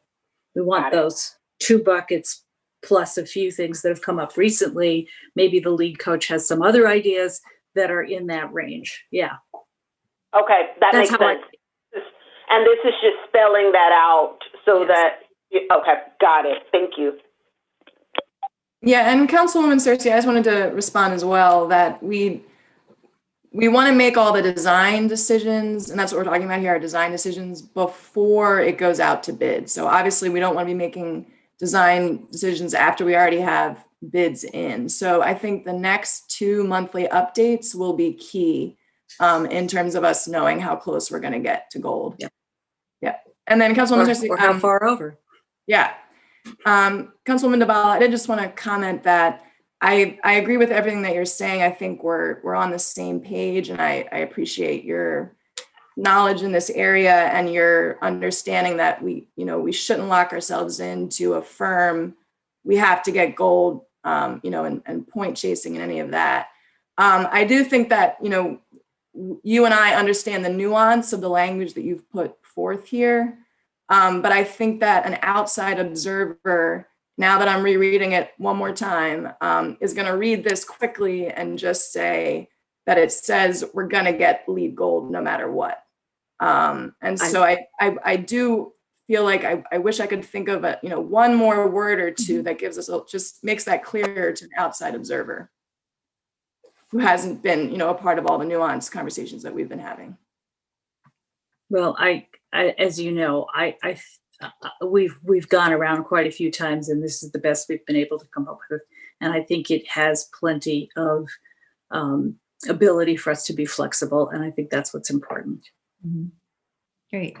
And I do think this conversation, we do record all of our city council meetings, and I might ask the city clerk, as she knows this, I know we've moved to a different way that we do minutes, but this might just be something just to kind of like stick a pin in the minutes to highlight, because I think sometimes knowing the intent behind the resolution, the ordinances we have is very important.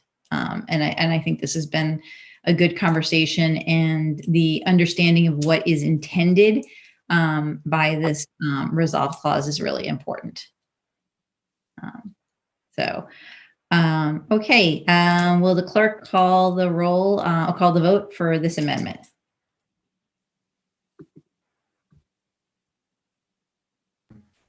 If the clerk is talking, we can't hear you.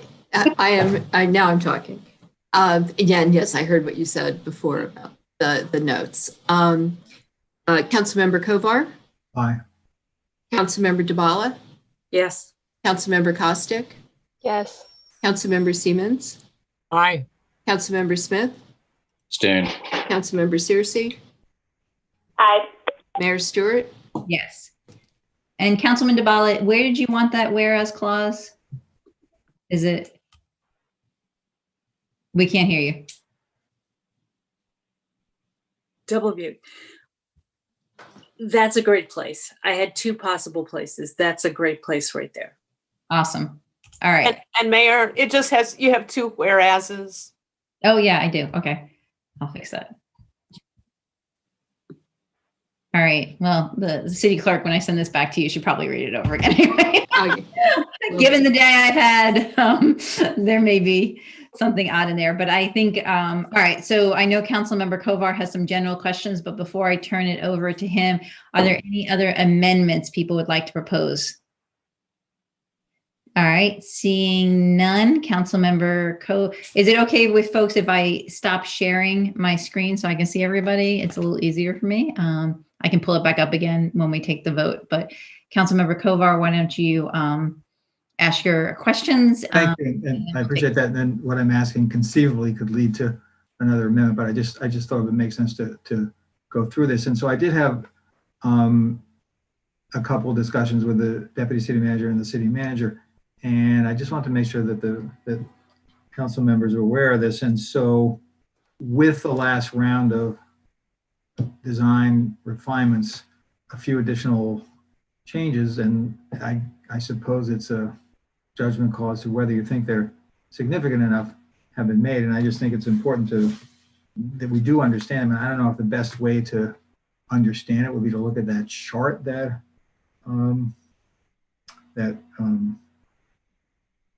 floor map in effect that Jessica Clark had, or if there's some other way to do it, because Sure, I'd be happy to share my I don't screen. know, Mayor, whether that would be okay with you. Yep, let me pull it up. 1 second.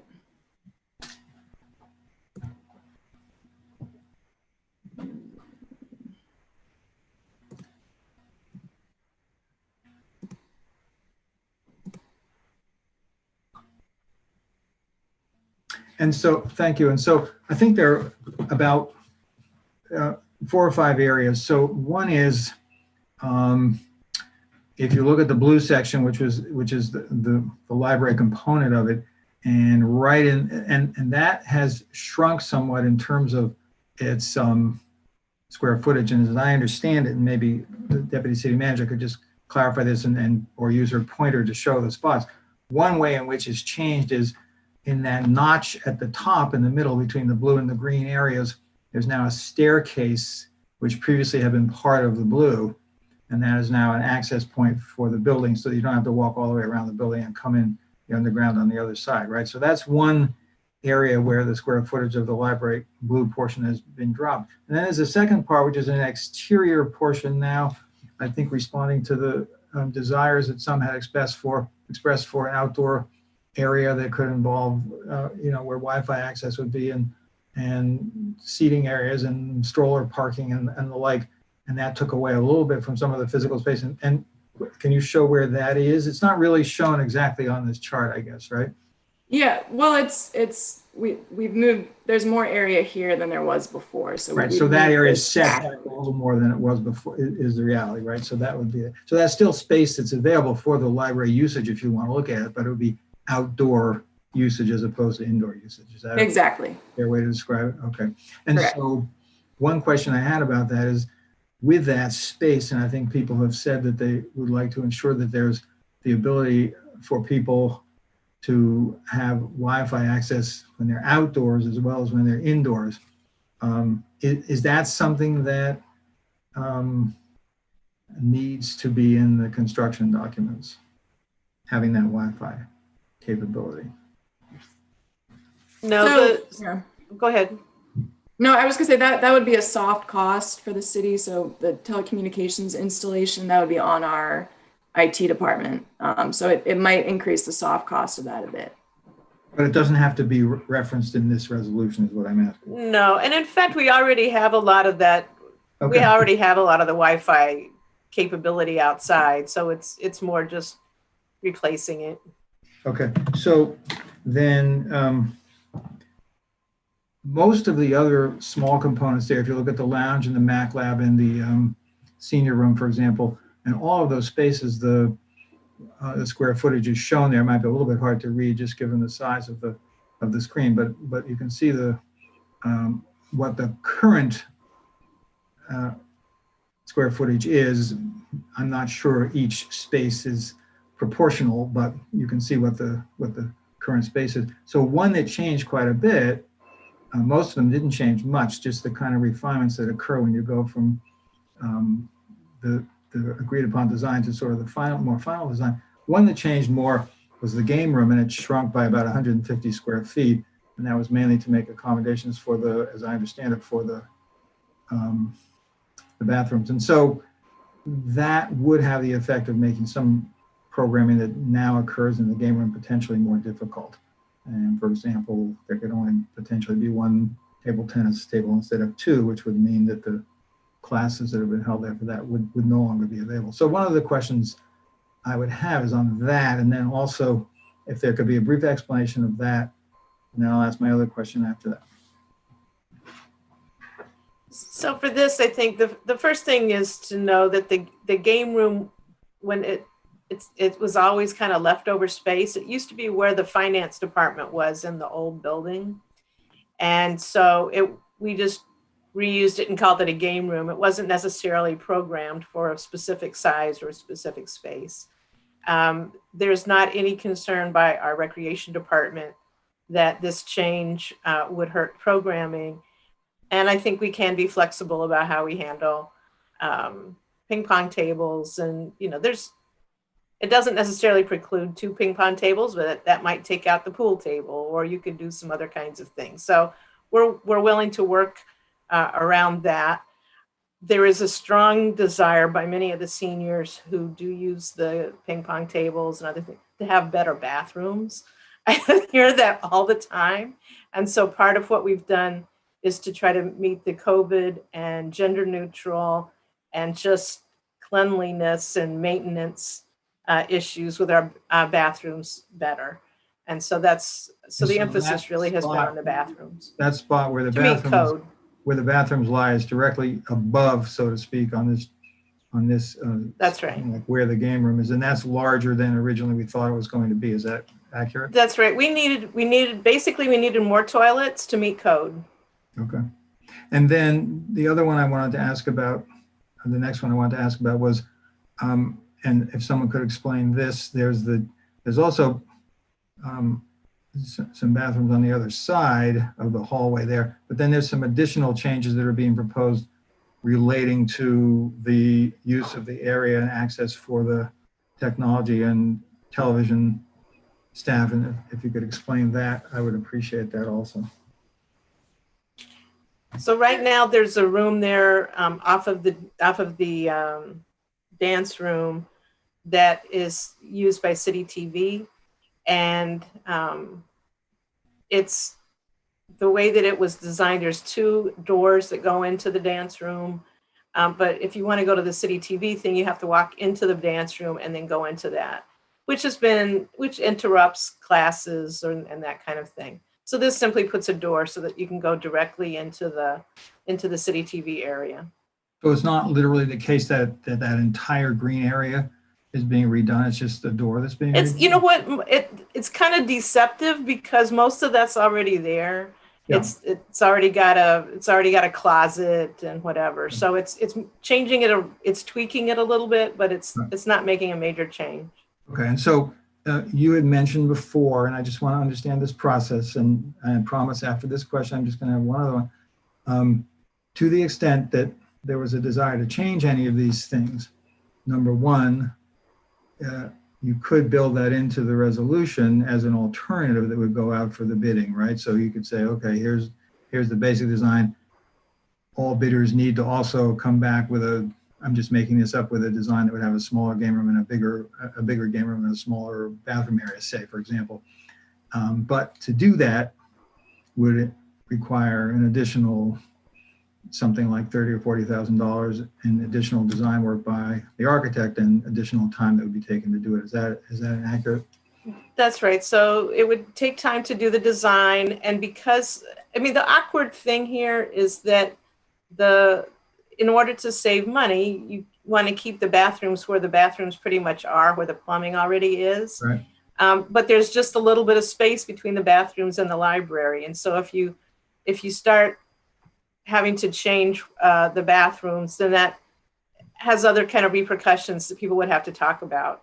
And it may be, that actually may end up being more expensive than less expensive. Okay. And then the last question was, this is it's not shown here, but this is a feature that was added And it's only, you can only see it from some of the other images in the lengthy presentation that the Deputy City Manager made the other day, and that's the so-called clear story, which is the slightly elevated portion on the roof that's there to let in more light. And so that was a new one to me. I don't think that had been discussed at all. And there was uncertainty about the cost on that. Now we have the cost. We know that it's about $70,000. Is that something that's just aesthetic, or is that something that is beyond that? I don't know who can answer that. So it is aesthetic. I mean, it's really important often to have some more natural light in the heart of a building. It also has, I think, it also means that you have less lighting that you have to have during the daylight hours. And so that there can be some energy savings with that as well. And I mean, it really does make a tremendous difference to have some natural light in the midst of an area. Okay. I just wanted to make sure all my colleagues understood all of that. To me,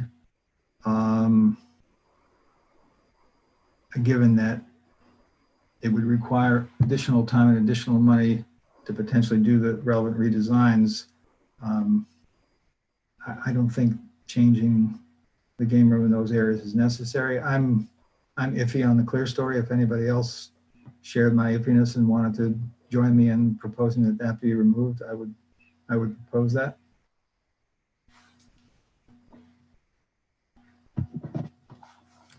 But if not, then I won't. Thank you. Thank you, Councilmember Kolar, for digging deep on that and providing that to us. I think it was important. I know Councilmember Siemens asked to speak before I call the vote.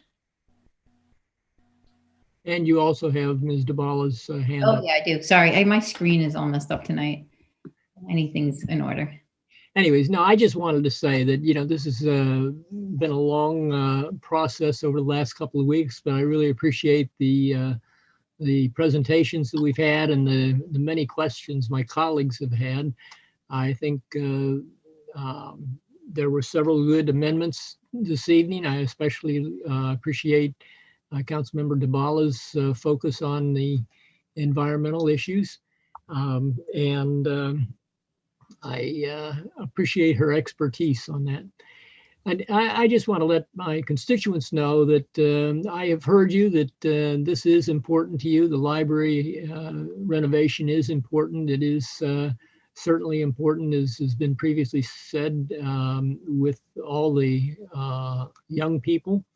But it's not just the young people who are talking to me. In fact, there's very few of them. It's the adults that are telling me that they also use the library quite a bit. They use it for job searches, they use it for educational purposes, and also for their pleasure. They're very supportive of this project. And I also want to let people know too, after some of the discussion tonight, that it is not an either or. It isn't that that we're going to do the library or we're going to provide money for assistance for the COVID pandemic. You know, we're taking money out of two different pockets for this, and you know, for all those reasons, I support this, and I appreciate my colleagues' work on this. Thank you. Great. Thank you so much, Councilmember Siemens. I see Councilman DeBala lowered her hand, so we will go for the vote. Will the clerk call the vote, please? Councilmember Kovar. Aye. Councilmember DeBala. Aye. Councilmember Costick. Aye. Councilmember Siemens. Aye. Councilmember Smith. Same. Councilmember Searcy. Aye. Mayor Stewart. Yes. Aye. All right. Thank you, everyone. Thank you so much. I just want to thank, well, all of my colleagues for all their hard work on this, and very much thank the Deputy City Manager who has been working on this, because I think it is really important that we made the decision to move forward, and now we can put this out to bid, and hopefully, as we said last week, start construction in early August, which would be great. And so thank you for all your work on that and everyone's work. Okay, we have a few more items on our agenda this evening. Let me get back to the agenda. The next is the resolution setting forth dates for the city council's holiday recess. As I mentioned before, basically all this means is we don't have our formal meetings on Wednesday. I just want to make that really clear. It is just we don't have Wednesday night meetings. All of us are still working. All of us still answer our emails. The staff is still working. And if needed, we can also come back from the recess. We can just obviously say we need to have a meeting and we can do that. So I just want to clarify, this is just basically a notice that we need to do to say we are not doing our weekly Wednesday meetings. So if someone would like to move the resolution. So moved. Councilmember Siemens, Councilwoman Searcy seconds. Any discussion? Seeing none, will the clerk call the vote? Councilmember Kovar, Aye. Councilmember Dubala, Yes. Councilmember Kostick, Aye. Councilmember Siemens, Aye. Councilmember Smith, Yes. Councilmember Searcy, Aye. Mayor Stewart. Yes. Okay, the next thing, as I noted last week, Grace Wiggins brought this to our attention because the Grants Review Committee needs more people in order to do their work. Their grant cycle, they start working in January. So we have a request before us to appoint the two people who we have seen their applications to the to the Grants Committee. And would someone like to move this resolution? Councilman Searcy moved, Councilman Dubala second. Does anyone have any questions? And we do have Ms. Wiggins with us. If yes, Councilmember Kovar. So I just want to inquire, and I don't know who would best answer this. We kind of have a hold on appointments to resident committees and boards, except in two cases when the work can't be effectively performed, and in cases where it promotes diversity. So are both of those requirements being advanced through this? I'll say yes. So I think I'm now making you a council member. Wait, Grace. Just tell me if I'm incorrect on this. I do believe one of the applicants is a newer resident who's a Black woman from Ward 6, I believe. And we also have the other person is a white male from Ward 1 who has a great resume and background. And given the numbers on the grant committee, we are being asked to appoint both of them. You're correct, Mayor Stewart. And I guess the third more important thing is these individuals have the experience that's necessary to evaluate grants, which is really hard to find. Bringing people in who want to do this work is very difficult. And I think we've identified really two strong candidates. Okay. Great. Will the clerk call the vote, please, on the resolution? Councilmember Kovar. Aye. Councilmember Dubala. Yes. Councilmember Kostick. Yes. Councilmember Siemens. Aye. Councilmember Smith. Yes. Councilmember Searcy. Aye. Mayor Stewart. Yes. The last item, thank you, Ms. Wiggins, for joining us tonight. The last item we have is regarding, where is it? I gotta get back. Extending the term of interim tree ordinance regulations, and I'm going to turn it over to the city manager to fill us in on why we're voting on this tonight. Okay, thank you. When the council approved the tree ordinance in October, one of the things that needed to be done was to have administrative regulations go into place so that we knew what to charge, and there was a few provisions that needed to be clarified and jibed correctly with regulations. The city attorney and the director of public works had drafted the regulations for the area, the section on trees and the section on noxious growths. And so one of the provisions in the code is that the city manager can do emergency regulations for 60 days through the code. And so what we did was we put that 60-day provision into place with the regulations, and at the same time advertise those draft regulations for public comment. That process takes longer than it should.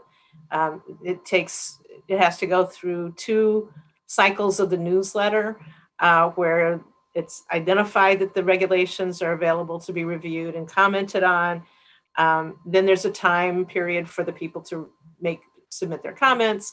And then I'm supposed to finalize those comments, advertise the fact that I finalized the comments in a subsequent newsletter, and then they don't become official or effective until 10 days after publication.